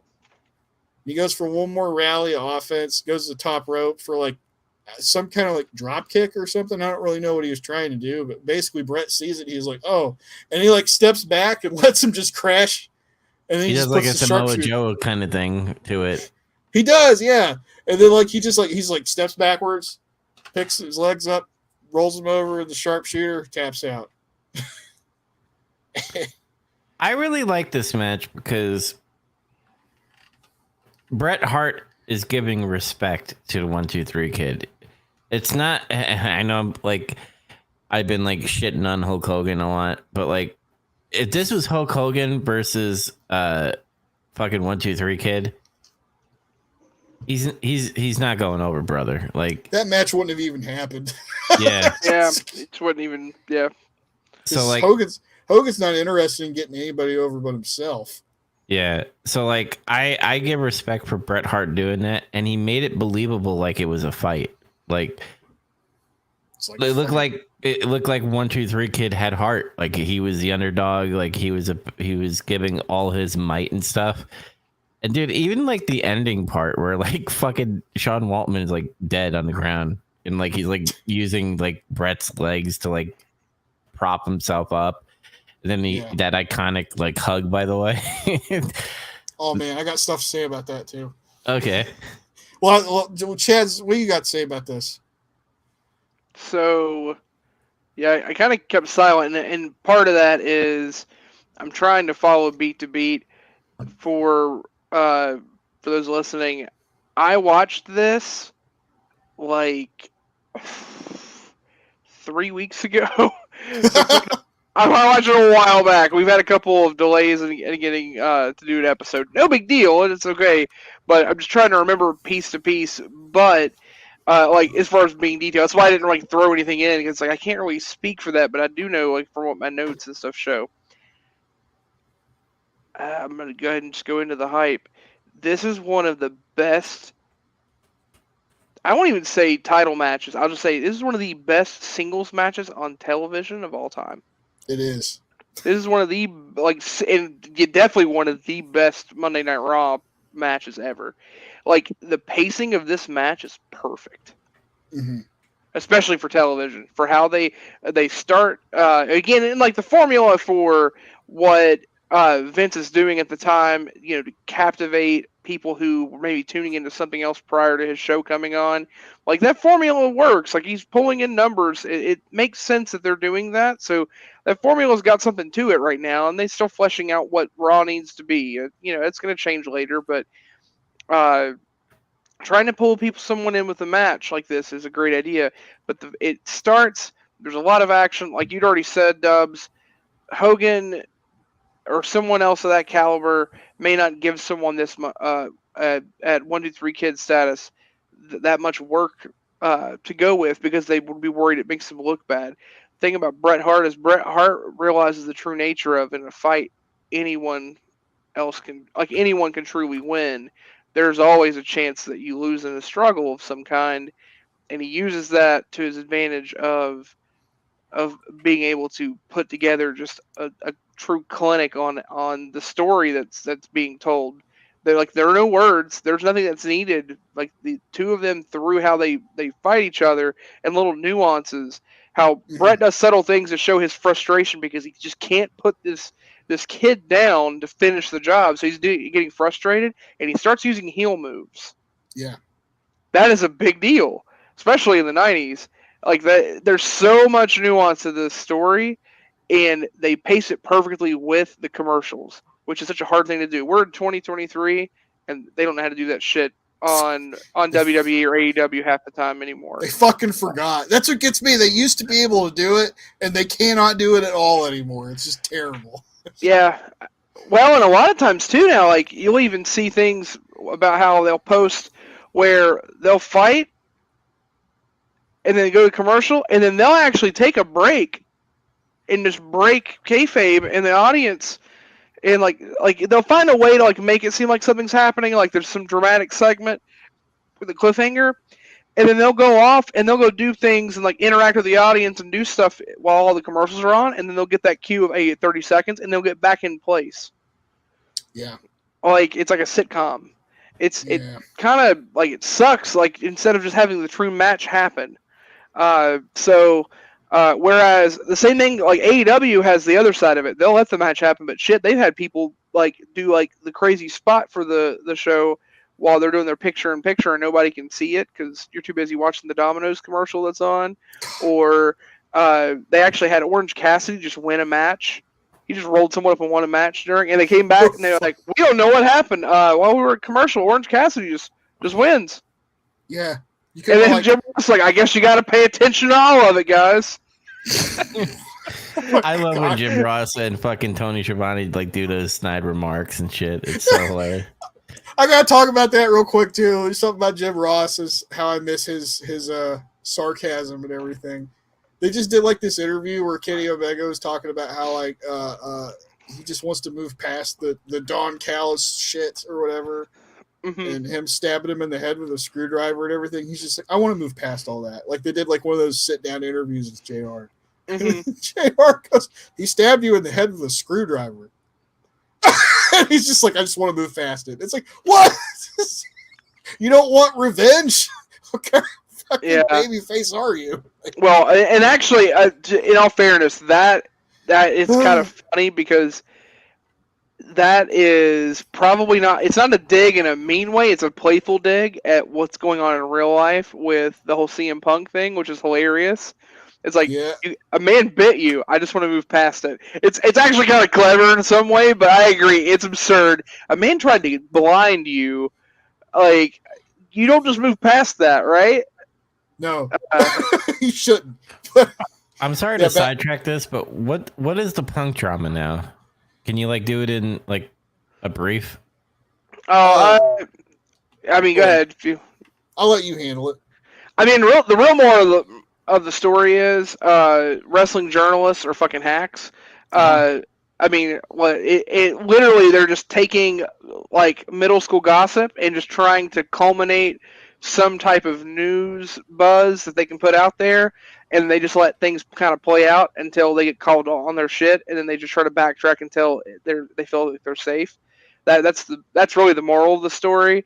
But there's a mix of miscommunications, different things that have happened where people have been called in and then sent back home because they didn't need to be used for a show. There have been some altercations with some people between Punk and some others, but a lot of it has more to do with incidences where I guess there's this report that Punk wants to keep things. It makes sense in a way. Punk, as the perceived locker room leader, wants to make sure that his show that he's helping try to run is drama free. But it comes back to that whole thing that would happen in WWE though. He's like, he sees himself as the leader, but not everybody else does. So then it causes some friction there. I still can't. I love that interview Cody Rhodes does, and he talks about how Punk gets up and starts talking to people in the locker room in WWE, and Booker T, and he says something about, and if you have a problem with it, say something to me. And Booker T stands up and said, "I ain't telling you shit." And everybody just starts laughing at Punk, and he gets embarrassed and leaves the locker room. It's kind of fucking hilarious. Damn, Book. Yeah, just shit on him. But I think it's a lot of that. It's that control of, and to the point, like I get it, he's a veteran. So anyway, people that are taking like little jabs or doing different things And it's caused some, not arguments necessarily, but then the reports that ended up being bullshit were, oh, well, Christopher Daniels was sent home 2 nights or something, and he's not on Punk's side, and it's perceived that if you don't agree with Punk on something, or you're taking the Young Bucks side on something, then you're not allowed on Collision, which is bullshit. Christopher Daniels is one of the producers, and helps with recruitment, and he's actively there every episode. So someone's already confirmed why just bullshit what they're reporting. So shit fucks like Dave Meltzer will like take something like, let's say Christopher Daniels had diarrhea and just wanted to go home because he didn't want to keep on shitting in the arena. Mm-hmm. And then you're like, oh my God, Punk sent fucking Christopher Daniels home. Punk ejected him from the arena. Yeah. Yeah, and then the big one was, so Hangman Page was called in to do a promo for something else, but it was going to be the same day. They ended up moving to a different venue, but it had nothing to do with him not being at the arena.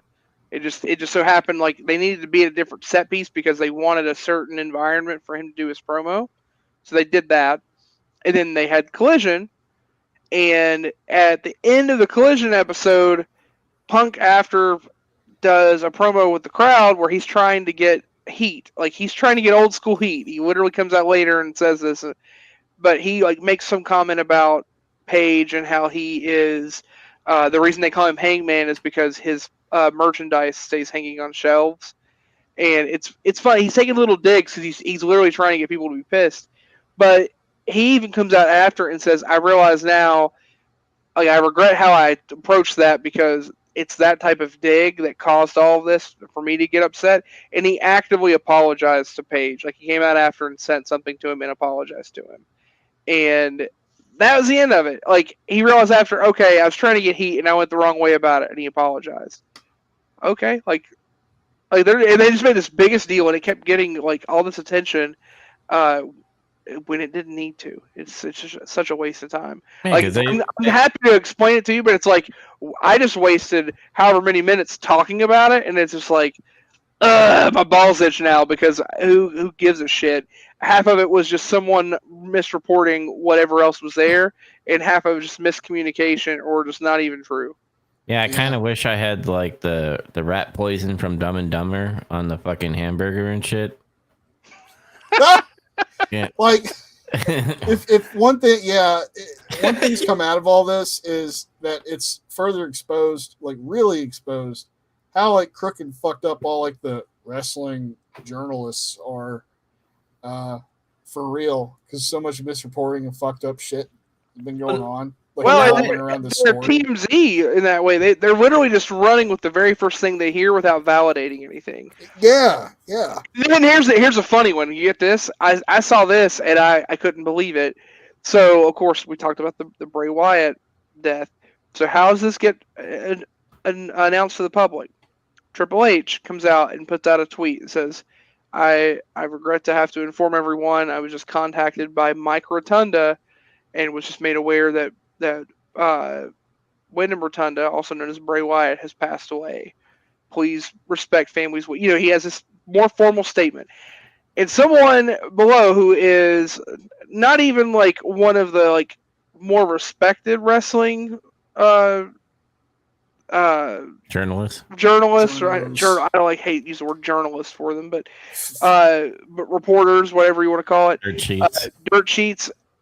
It's like the B tier, or not even that, is like so no disrespect, but where did you hear this, or can you confirm? Oh my God! From and someone below says Mike fucking Rotunda, his dad. Like, are you kidding me? Triple H is not gonna tweet something out to just try to get some bullshit. Triple H posted misinformation. Yeah. What? It's so fucking stupid. Oh my God. Now I know why like the old school wrestlers fucking hated the dirt sheets. Like this proves everything. Yeah, there's a reason.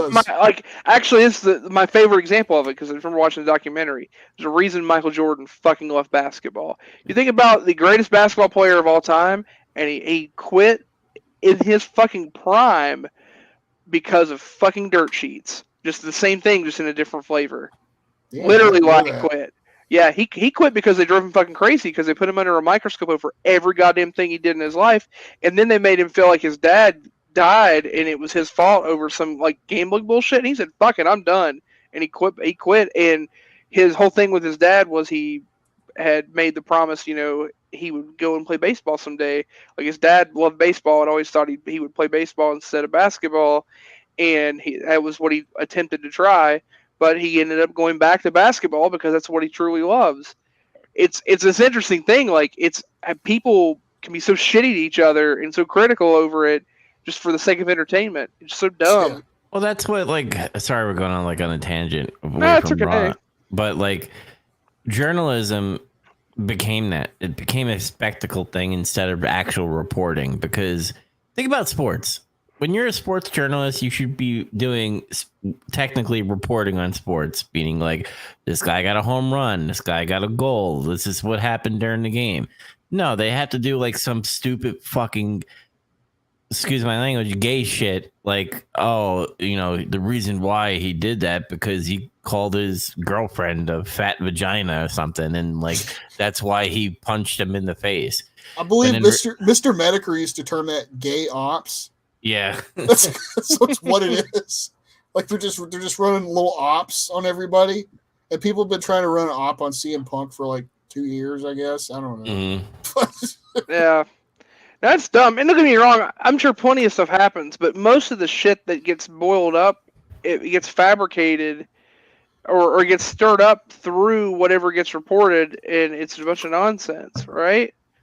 Mm-hmm. It's just dumb. Yeah. It is what it is. But what we went down like I've been watching the Action Button review for Doom. We went down so many hallways.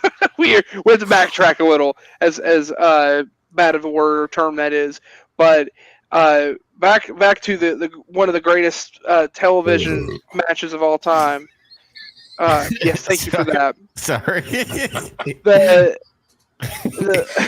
No, that was great. It was. The pacing of this match, though, is wonderful. The story that's told, Bret Hart doesn't give away anything to the audience that where they think less of him because of 1, 2, 3 Kid. He truly, in the best way of a worker and a professional, elevates another person who, at this point, because of his work rate and how well he's done, he doesn't need that in that sense. Like 1, 2, 3 Kid has established himself to already be a great worker, and people have seen it.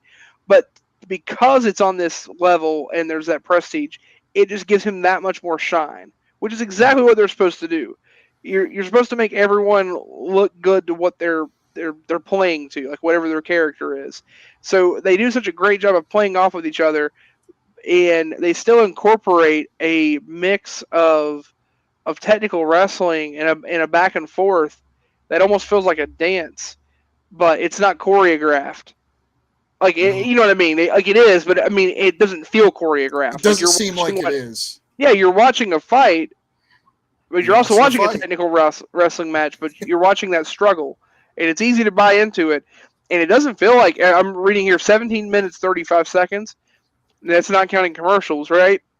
So you're talking 22, 23 minutes of the programming. It's the first half of the entire show. Like there's almost nothing else left to watch in terms of matches. Like the remaining match times, combined, are less than half of what this match is on its own. But it doesn't feel like that. This match feels like an hour and 5 minutes at the same time because of how enthralled you are in what's happening, which is great. Yeah. And it's got a great finish too, which again in WWE or WWF at the time is not something you get super commonly. Like usually you get some type of funny finish because of that whole booking into a corner and not making one person look bad. 1, 2, 3 Kid still looks better at the end of this match despite losing. And of course there's a post match that you were going to talk about, the hug. But before you continue, I want to feed off of what you just said. What Bret does really well is that, I'm going to use this analogy. Do you know in the movie Rocky, when Mickey makes Stallone or Rocky chased after the chicken and tried to catch him, pretty much. Yeah. So imagine Bret Hart as Rocky and 1-2-3 Kid as the chicken, because the chicken is beating Rocky, aka Bret Hart. Like he's fast, he's agile, and all that stuff, and he has that heart to keep on going. But the minute that Bret Hart catches 1-2-3 Kid, he's done, and that's what I like. That is, good about this match, because once he's in that sharpshooter, he's fucking done. Like every time he got him into a part where it's like, holy shit, I think he's out of it. Like eventually he puts his leg onto the rope, and that's what had the drama. But it was never like 1-2-3 Kid overpowers him. It's not like bad booking in a way where it's like, why is this little guy beating up a big guy like Bret Hart? This should not be happening. No, it was like he was taking him by surprise. Somewhat. And like at first he's like, okay, I'm not going to take this guy lightly. And he didn't. It was just that he was so tenacious that he took him by surprise anyway, kind of thing. Mm-hmm. Yeah. That basically follows the pattern of this match. Anytime Bret got a hold of Kid, he beat the stuffing out of him. Yeah. Or hit him with some kind of big move or multiple combinations of moves, as the Hitman does, and just like fucks you up and makes you like hurt. Mm-hmm. Yeah. But also, in this match, you mentioned it already. It's that device within a match where you are highlighting how dangerous someone's finisher is, and the fact that if I get you in this and it actually sticks, you're done. And that's exactly what they do by selling the sharpshooter.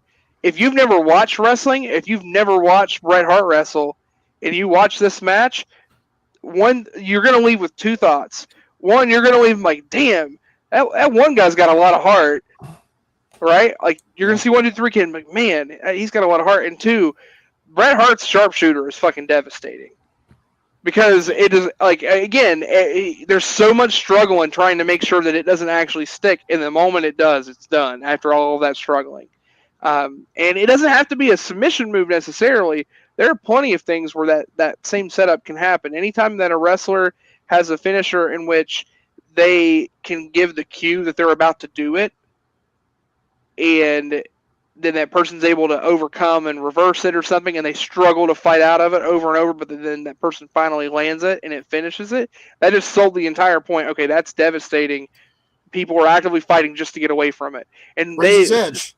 Razor's Edge is a great one. The one that comes to mind, it's not a common one because it's more of an indie thing, but Kevin Steen's package pile driver, which is a rough move anyway, like to see. But anytime he would actually, like, in WWF or WWE, it's always a joke, he would set up to do it, like he was going to do it, and he never was. They wouldn't let him do that.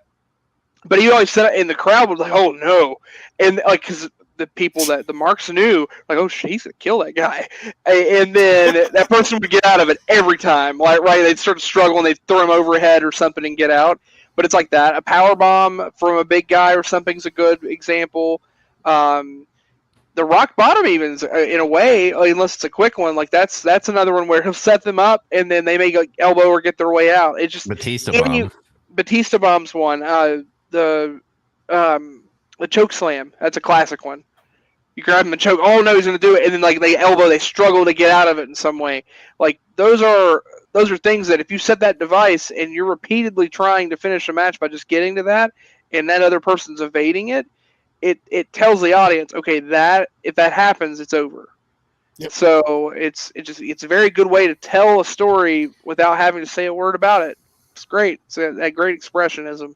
The stink face from Rikishi, that's a signature, right? And then he does the thing. Yeah, the Rikishi driver's his finisher. Yeah, which about underrated finisher, by the way.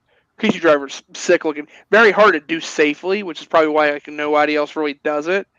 It's a sick ass looking move, though. Mm-hmm. Oh yeah, in my opinion, at least. Yeah. I don't know if you guys had any other thoughts to say. I just went on my diatribe about it. Let's see. I noticed it was cool. Like everybody, when the match was over, like the whole arena was like, "Yeah, fuck yeah!" Like they were standing up and shit. JR and Macho Man even stood up and applauded. Mm-hmm. And Mosh Pit says, "This is the greatest match I've ever seen, brother." And I was like, I kind of believe that a little bit that he said that. And yeah, when it was over, Brett was checking on 123 Kid and helped him up. He was trying to help him up, and he was like, telling him something. I like to think it was like words of encouragement. Like, "You almost got me, brother," something like that. And they hugged it out and like show respect and raise each other's hands and everything.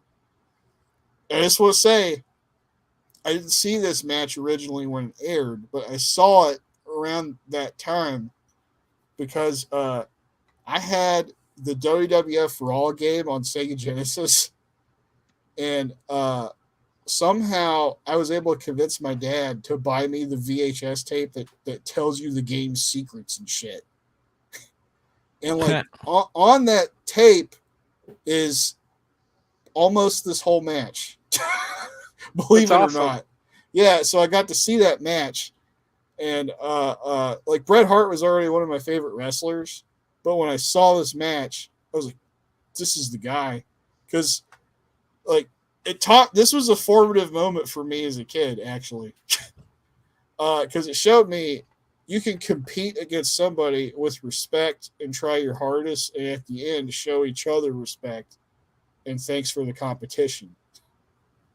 And when that happened, I was like, this guy is like awesome. Like, this is my guy. I like him. That's like that made me like Bret Hart more. And I was like, yeah, that 123 Kid guy is cool too. He does flips and kicks. Mm-hmm. Soon he'll be in a porno with China. Be great. That's later. Soon he will tear his anus trying to do a Bronco Buster. Look, if you just want to like embarrass the guy, I mean. Yes, his anus will be split in twain, as you say. That sounds so fucking painful. Man almost died. He almost bled out. Can you imagine? Like, well, that's one hell of a way to go. Whew. Fuck. But yeah, like we were saying before, it's probably one of the best TV matches ever. In general, this is often brought up as a favorite of Bret Hart's catalog. This is like one of the first matches people will just say is this one. And Sean Waltman says this is still like the best match he ever had in his entire career was that match. I believe it. So I'm going to call it now. I want to go last for rating. Okay. Yeah. I'd ask. 8.5 out of 10. Oh, yeah. I knew me going last would be good. Okay. Okay. I gave it an 8.3 out of 10. Oh, my. You gave it a 10 out of 10, didn't you? I did not give it a 10 out of 10. We're good. Okay. Hear me out. I'll weigh it like this. When I try to do these ratings, subjectivity plays into it to a certain point, of course. But to a point, I try to be objective in what I'm watching as much as I possibly can. And even though this is not my all-time favorite match for Bret Hart or my favorite match of all time, I cannot argue that this is one of the greatest television wrestling matches of all time, if not the best television wrestling match or the best television world title match of all time. I can't think of one right off that I would directly put against it. For it to be a TV match and its perfect pacing, this is like the example of how to make a match incorporated in with TV commercials and just like how it works in pacing. And just for that alone, I think it raises the bar for me for how much I give it, because it sets the bar for what a match on television should be.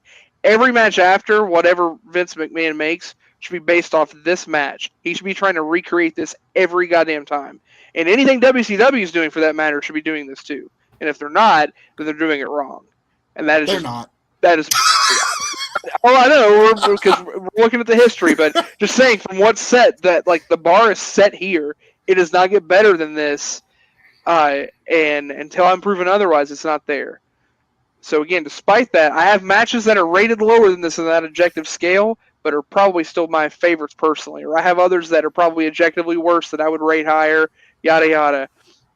9.7. Nice. Nice.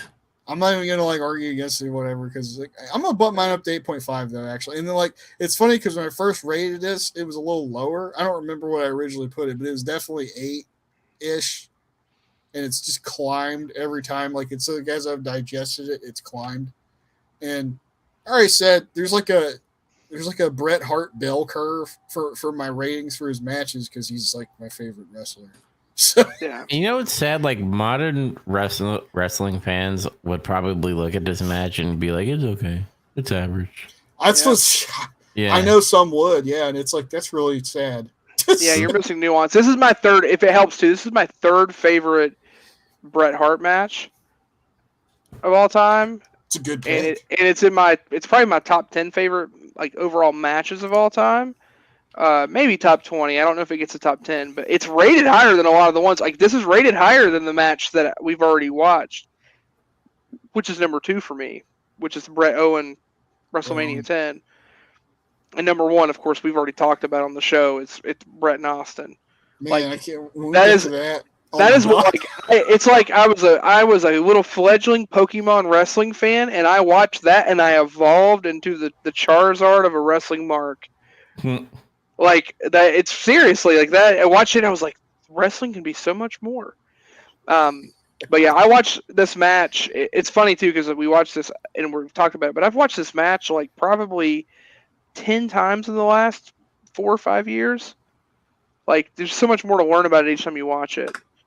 It's cool too because as time seems to go on, it seems to get like more recognition.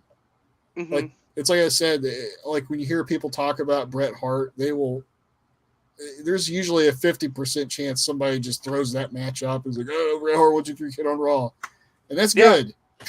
Well, ironically, that's how I found it. It was like I was doing deep dives into like trying to find like what are Bret Hart's greatest matches. It's like when I got like back into wrestling, right, because COVID happened, I got all this time to myself, and I'm like, I want to go back and watch all these, and that's how I discovered it.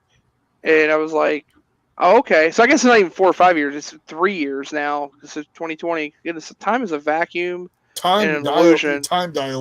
I did. I did the meat. I did the meats thing. But yeah, so 3 years I've watched it like a dozen times or whatever. So, but yeah, this match is wonderful. Definitely recommend it in terms of watching a match. Just it has the perfect storm of the technical side, the storytelling through expression of the wrestling, the environment around it, because you have a crowd that's actually into what they're watching, but isn't like overly into it to the point that they're taking away from it. You have commentators that are narrating in a good blend where they're not taking away from the match either. It's just a perfect storm of what this match is. I almost want to make it a 10 because I'm talking myself into it. But there was high spots too. There was like 3 high spots, and then I didn't even touch on the commentary. Jim Ross added so much to this match. Mm-hmm. The near falls, when he would sell the near falls, he almost got him. It's like he's into it, and he makes you believe that he really did almost get him when Kid would pin him. And then they did a thing where Bret Hart was going to the top rope, and Macho Man's like, "That's not what he usually does. What is he doing?" It's not, and he kind of paid for it too. Have you heard? Since we're talking about it, have you heard the backstory about this match? About what happened after when they go to Gorilla and backstage? I think I probably have, but I don't remember it. So you remember the stand where Randy Savage and Jim Ross stand up, give the ovation, like they stand up and everyone's clapping. That's a shoot. Like they are legitimately like that is one of the greatest things I've ever watched, especially on television to be a regular match. I knew they go to the back, and everyone is standing around in like shock of what they just watched, and they're telling them that is one of the greatest matches we've ever seen. And I can't remember who it was. It was one of Vince's guys. I can't remember who it was. That directly said it. Probably Pat Patterson or Brother Love, whatever his name is, Bruce Pritchard. Yeah. Puts his hand on Sean Waltman and said, "You just you're already a good hand, but you've made your career here." Like basically telling him like you've officially done it. Like you've put yourself in Vince's eyes as a guy, as a player. Which it's funny because like we know how that goes, right? We know what happens after with that, and again, it's not like he doesn't have a good career in the WWF, right? Sean Waltman is one of the only people in the Hall of Fame 3 times over or whatever, or twice, and he could be 3 times over because if as the 1, 2, 3 kid, so it's just that itself is kind of a cool thing. So it's just interesting how this is the match that's set up and how everyone was genuinely blown away. Like some people even say like this is one of the matches that laid the foundation for what modern wrestling, the pace for what modern wrestling should look like. Like there's so much of this. If not the Bret Owen match, which we've talked about, like definitely one of the best matches for people to go back and watch to understand how wrestling has changed and what it aspired to be. Yeah. So I'll stop jerking this match off. No, it's fine. It's a great match. I kind of want to show this to Chaz. When you see this, what does Top Petting Zoo look like to you? Oh wait, that's what I was getting ready to go into. Oh my god! When you look at him, like what he's wearing, it's almost like a V-neck, right? He has that stupid little earring and almost hair like that. What comes to your mind when you look at that? Bro, Booker T is winning the WCW championship because he deserves it, bro. Oh well, yeah, that too. I just think he looks like a fucking lesbian, like a dyke or whatever. No, he said that, and then I was like, oh, because I was behind like him, I guess, when we were watching, and then when I got there, I was like, oh my god, he does. It's the combination of like the overly baggy button-up shirt, the earring, the random gold accessories he's got, but they're masculine-ish, you know. Mm-hmm. I'm pretty sure like my grandma wore that shirt to my little league game. Hit me that picture. Can you get it back, or is it too much effort? Hold on. I just hope it doesn't play again because of fucking copyright shit. Go vamp. You ready? I got it. Okay. That is the look of a man who goes to the bowling alley on a weekly basis by himself to hang out and do the night bowling with the kids, but he's not a part of a league, he's not with a group. He's just bowling in a lane by himself with a bunch of teenagers. That looks like a man who refuses to take car rides with Sunny anymore because she makes him feel uncomfortable. Oh god. Did you see Sunny now? God damn it. Man. Let's just not even get into that. Back to Tom Petting Zoo. He's the type of guy that goes to Applebee's and buys the appetizer or the big tray and says that his friends are coming, but his friends never do. Oh damn. Yeah. And he eats all those appetizers. Yeah. That's the kind of guy that spent hundreds of dollars on vape pens, but he's never used one because he doesn't know how to. Damn. That's pretty good. We're just roasting Todd Petting Zoo. He tries to get into a club with this fucking library card. Bro. But, yeah, that's the SummerSlam report. And I don't know what's going on, but he's coming off more cringy than he used to there. Just real lame ass fucking dad humor from the 90s and shit. Mm-hmm. And it's really his little quips that are just not funny, and some of his little lines. He's like, "Well, who's gonna win this match?" Look, I think he was doing a movie reference, or something, and I couldn't tell what it was. And it just makes me miss Mean Gene talking about this shit. Yeah, gotta have. Because he had a way of, he was the straight man. And yeah, he was you could argue he's getting old, pal. Vince was wanting a younger guy. But Mean Gene was also funny in a witty kind of way. He wouldn't overdo it. Mm-hmm. Now, to be fair, if Vince could have kept Mean Gene, he would 100% would have. The reason why Mean Gene is not there and Tom Petting Zoo is there is because Tom Petting Zoo is willing to do that job for a small fraction of what Mean Gene will do it for. Sure, I bet. In fact, the only reason I even come to that stance is on JR's podcast.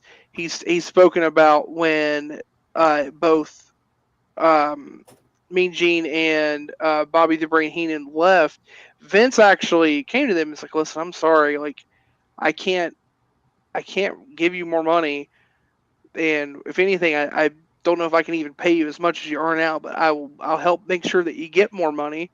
So he like basically helped them to like bargain to get more money because it's a win-win for Vince, right? Like he's getting people that have helped him and friends that he has more money to go and work, but he's also making his competitors pay more money for that person, which hurts them in the process.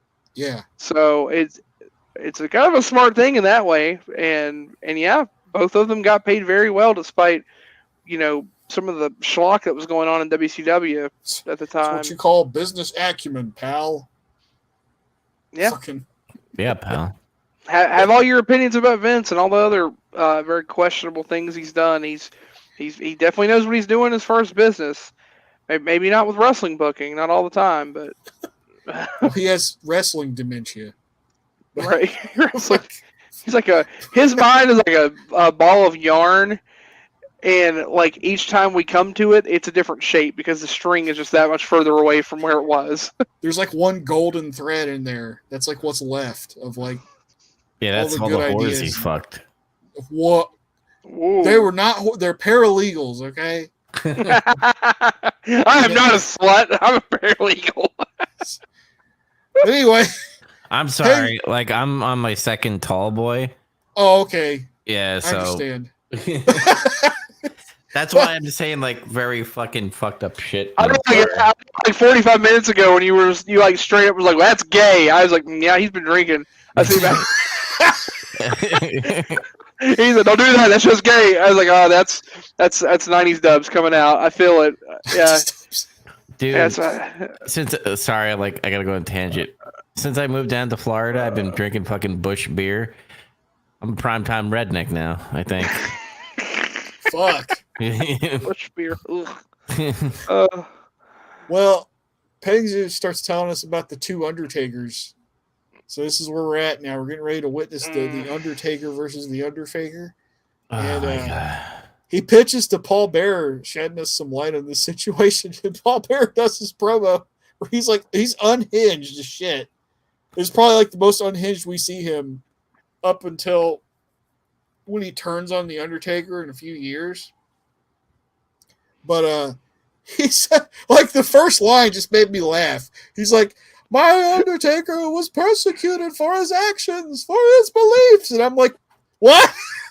Was he persecuted for his religious beliefs? Like, what the? So this really was the passion of the Undertaker at Royal Rumble. That's what happened.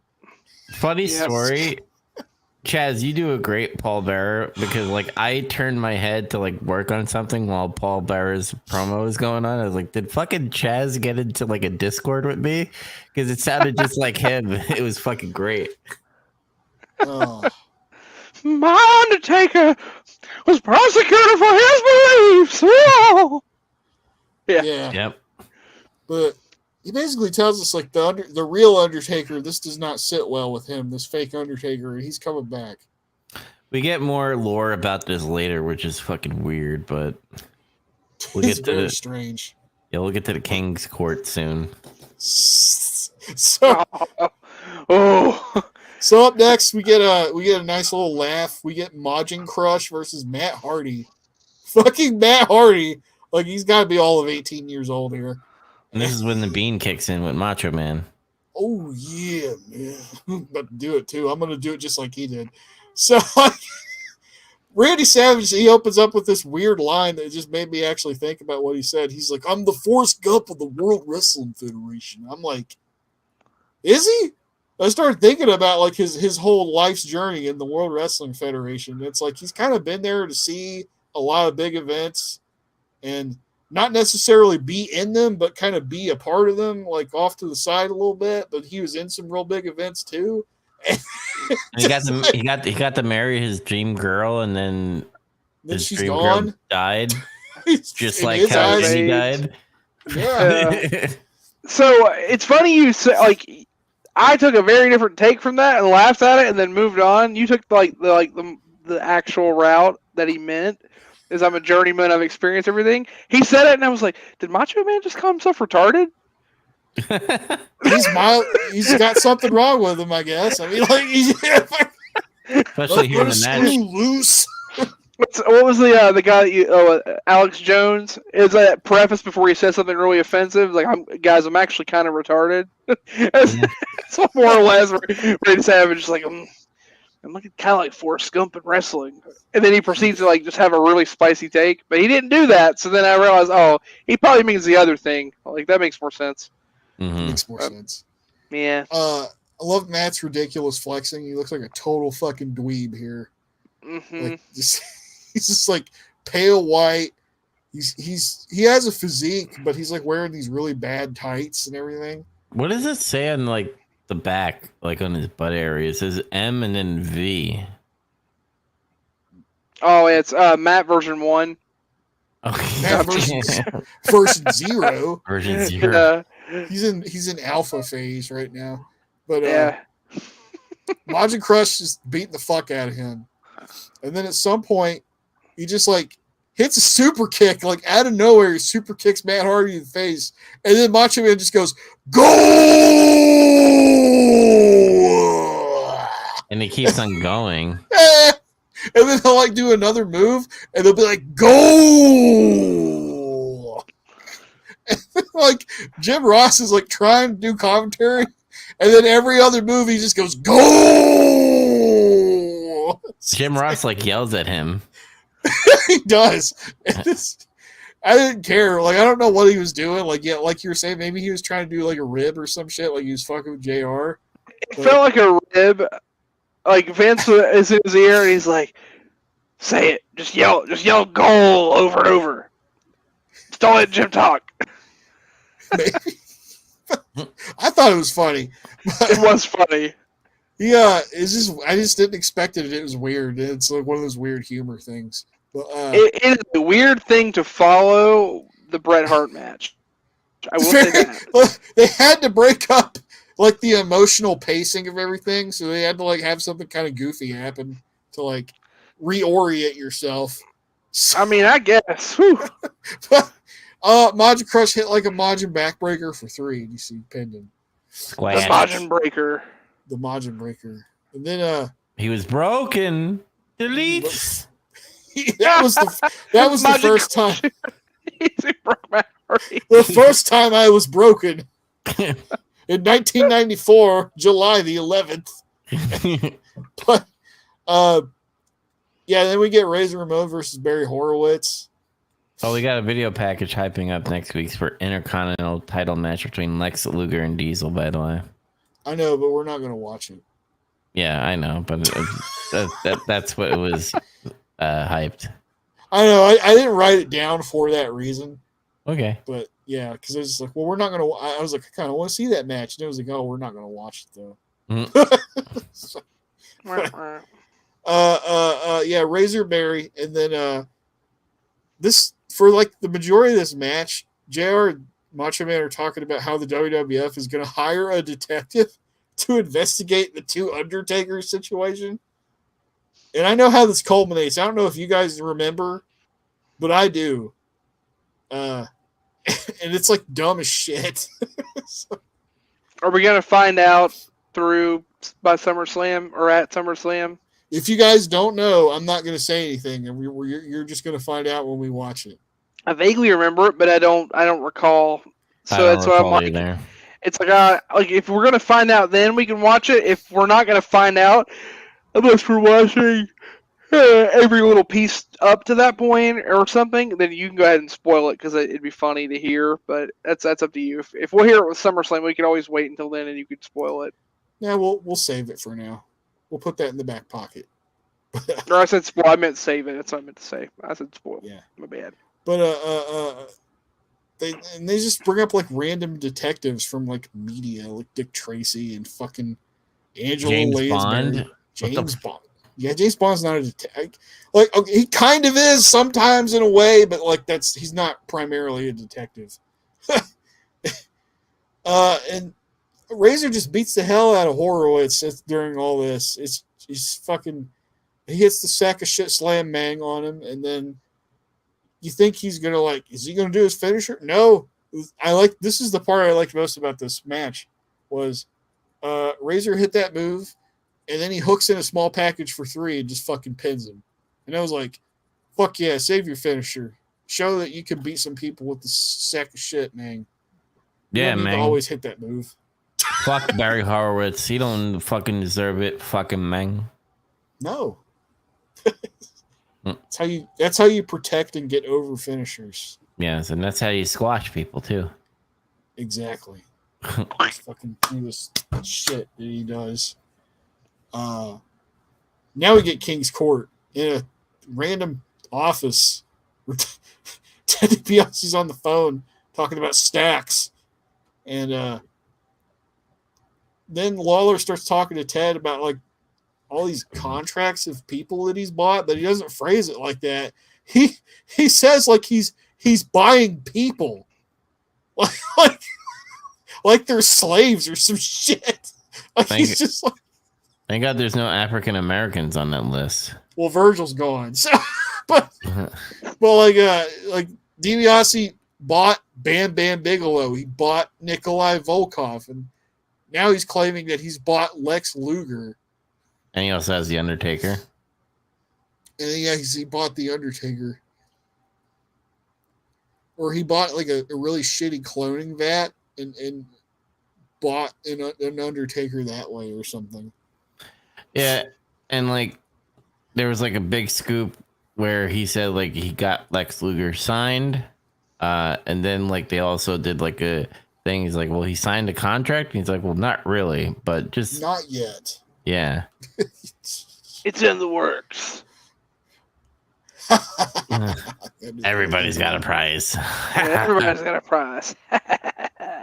And I just kept on thinking, your son's going to jail. Yeah, I just keep thinking about that shit. We're like, Ted DiBiase Jr. is going to go to jail for like potentially 50 years. He's going to die in prison, maybe. Yes. Like, just fuck. Yeah, that whole thing's a mess. Ted DiBiase plays this villainous character with just questionable morals related to like hoarding money and owning people and getting what he wants through paying people whatever. And then he goes on in real life to become someone who becomes like a motivational speaker to help people work against drugs and alcohol and find Jesus, and even becomes like a preacher. And then his son becomes the real life version of the $1 Million Man. It's fucked up, man. It's really crazy. And what makes it even more fucked up is because they all live in Mississippi. Apparently, they've lived there their whole lives, and we all know Mississippi is like one of the poorest states in the union. Mm-hmm. Yes. And it's like so his son stole money from the poor government of Mississippi, and it's like a lot of it. It's a lot of money. Yeah. So, fuck. But that was a weird segment. I was trying to figure out where the fuck this office is. It was like, is this like part of the old Stanford offices? Is Probably is. It looks like it. Yeah, maybe it is. Might be. And I was looking at the computer in the background too. I was like, what kind of computer is that? Some kind of IBM. Looks like an older one. But we get IRS versus Ray Hudson, and I was like, ugh. Fuck. Like, it started with Ray Hudson in the ring, and then your tax cheats. And I was like, God fucking damn it. Like, I had that reaction, really. And I zoned out immediately because that's what happens when IRS comes out. I fucking zone out. And it showed Ray Hudson, the jobber guy, and I was like, this dude looks like a Leonard Skinner roadie from the 80s. That's what he fucking looks like. And he got his ass kicked. He got his white pasty ass kicked. Who cares? It was a squash. He probably drank too many fucking PBRs. He fucked something. Yeah.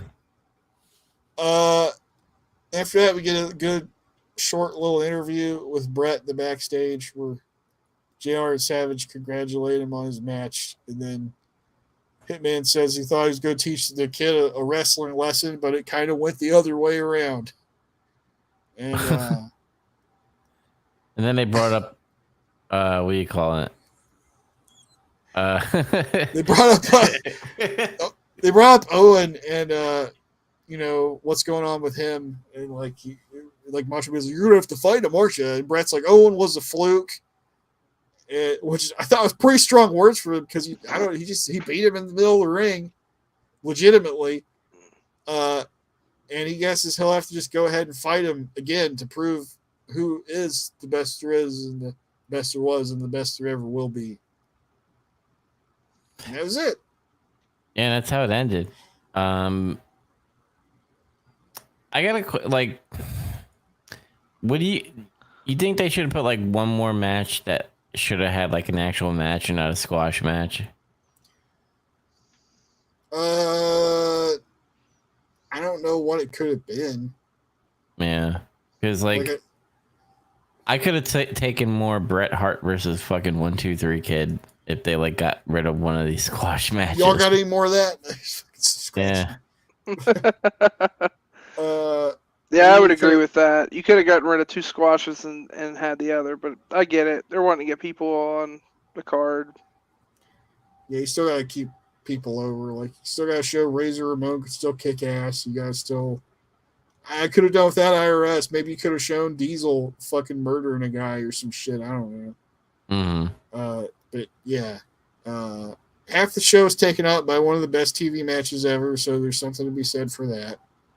But the rest of the show is really kind of blah. Like, yeah.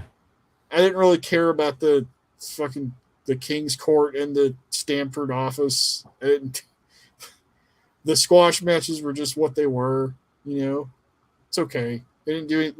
Nothing bad happened. Mm-hmm. But they were there. There was no promos either. Besides Paul Bearer's weird promo where he was losing his mind. Yeah. So I guess I would give this whole show, because like after the Bret Hart match, it kind of goes downhill from there. I mean, I understand why they're doing it. It's like they're showing off their talent and them kicking ass and stuff. But after that, I just kind of zoned out. So I give this a 7.1 out of 10 for the whole show. I gave it a 7.4. Okay. Nice. I gave it a 7.8. It's kind of hanging on. It kind of matches with where we're at with quality wise. Like you have like the same points that you'd mentioned. You have this awesome match at the beginning, and to be fair, it's like the first half of the show. But then the second half just feels very superfluous. I guess is the word. Like you don't need it. Like the show could have just been the Bret Hart match that just ended. Could have been a 30-minute wrestling show. But, Mm-hmm. Sometimes it be like that. Sometimes it do be like that. So, I think we were supposed to do Bash at the Beach 94, but we're not going to do that now. So, it's going to be maybe next time. Well, you have a vacation coming up, so... Yeah, it'll be in a couple weeks. Mm-hmm. Yeah, we got a little bit of time before we come back, because I'm gone next week, and the week after things will be tricky. That's when you're gone, so we got a few weeks before we get back into it. But maybe we'll slap a Raw to the beach, right? Because I only have a Raw in August. There's a couple Raws in August. That's what I was thinking. Like, we'll do Bash at the Beach and then a Raw to make up for it. Yep. Yeah, there's another Raw that has a really good match, and it actually has another interesting match with it. Like the main one match is like the main event at the beginning. That's really good, but then there's also a really cool, like very rare women's match. And I think one match has the baseball guy on it. I keep seeing his face like in the thumbnail. I'm like, who the fuck is that? MVP. Is that what his name is? MVP? I think so. Yeah. Pretty sure it's terrible. MVP. Yeah. All right, guys. Well, remember to catch all Getting Some Color on all podcast services. Remember, Bash at the Beach will be covering next week, and probably I don't have the Raw date on it. Let me actually look that up right now. Go to the drive here. August Raw. Yeah, hold on a second. Let me go right down here into the August area, which is August 1st, actually, 1994. So the first day of August. So remember to watch that, and then we'll come back and we will discuss that. But until next time, guys, remember to get some color. Peace. Bye. Suck eggs. What kind of disgusting, despicable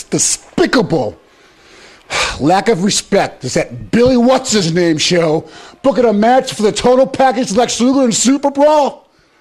Super Saturday? What is it? I don't know what it's called. What is it called? Super Brawl Saturday. Super Brawl Saturday?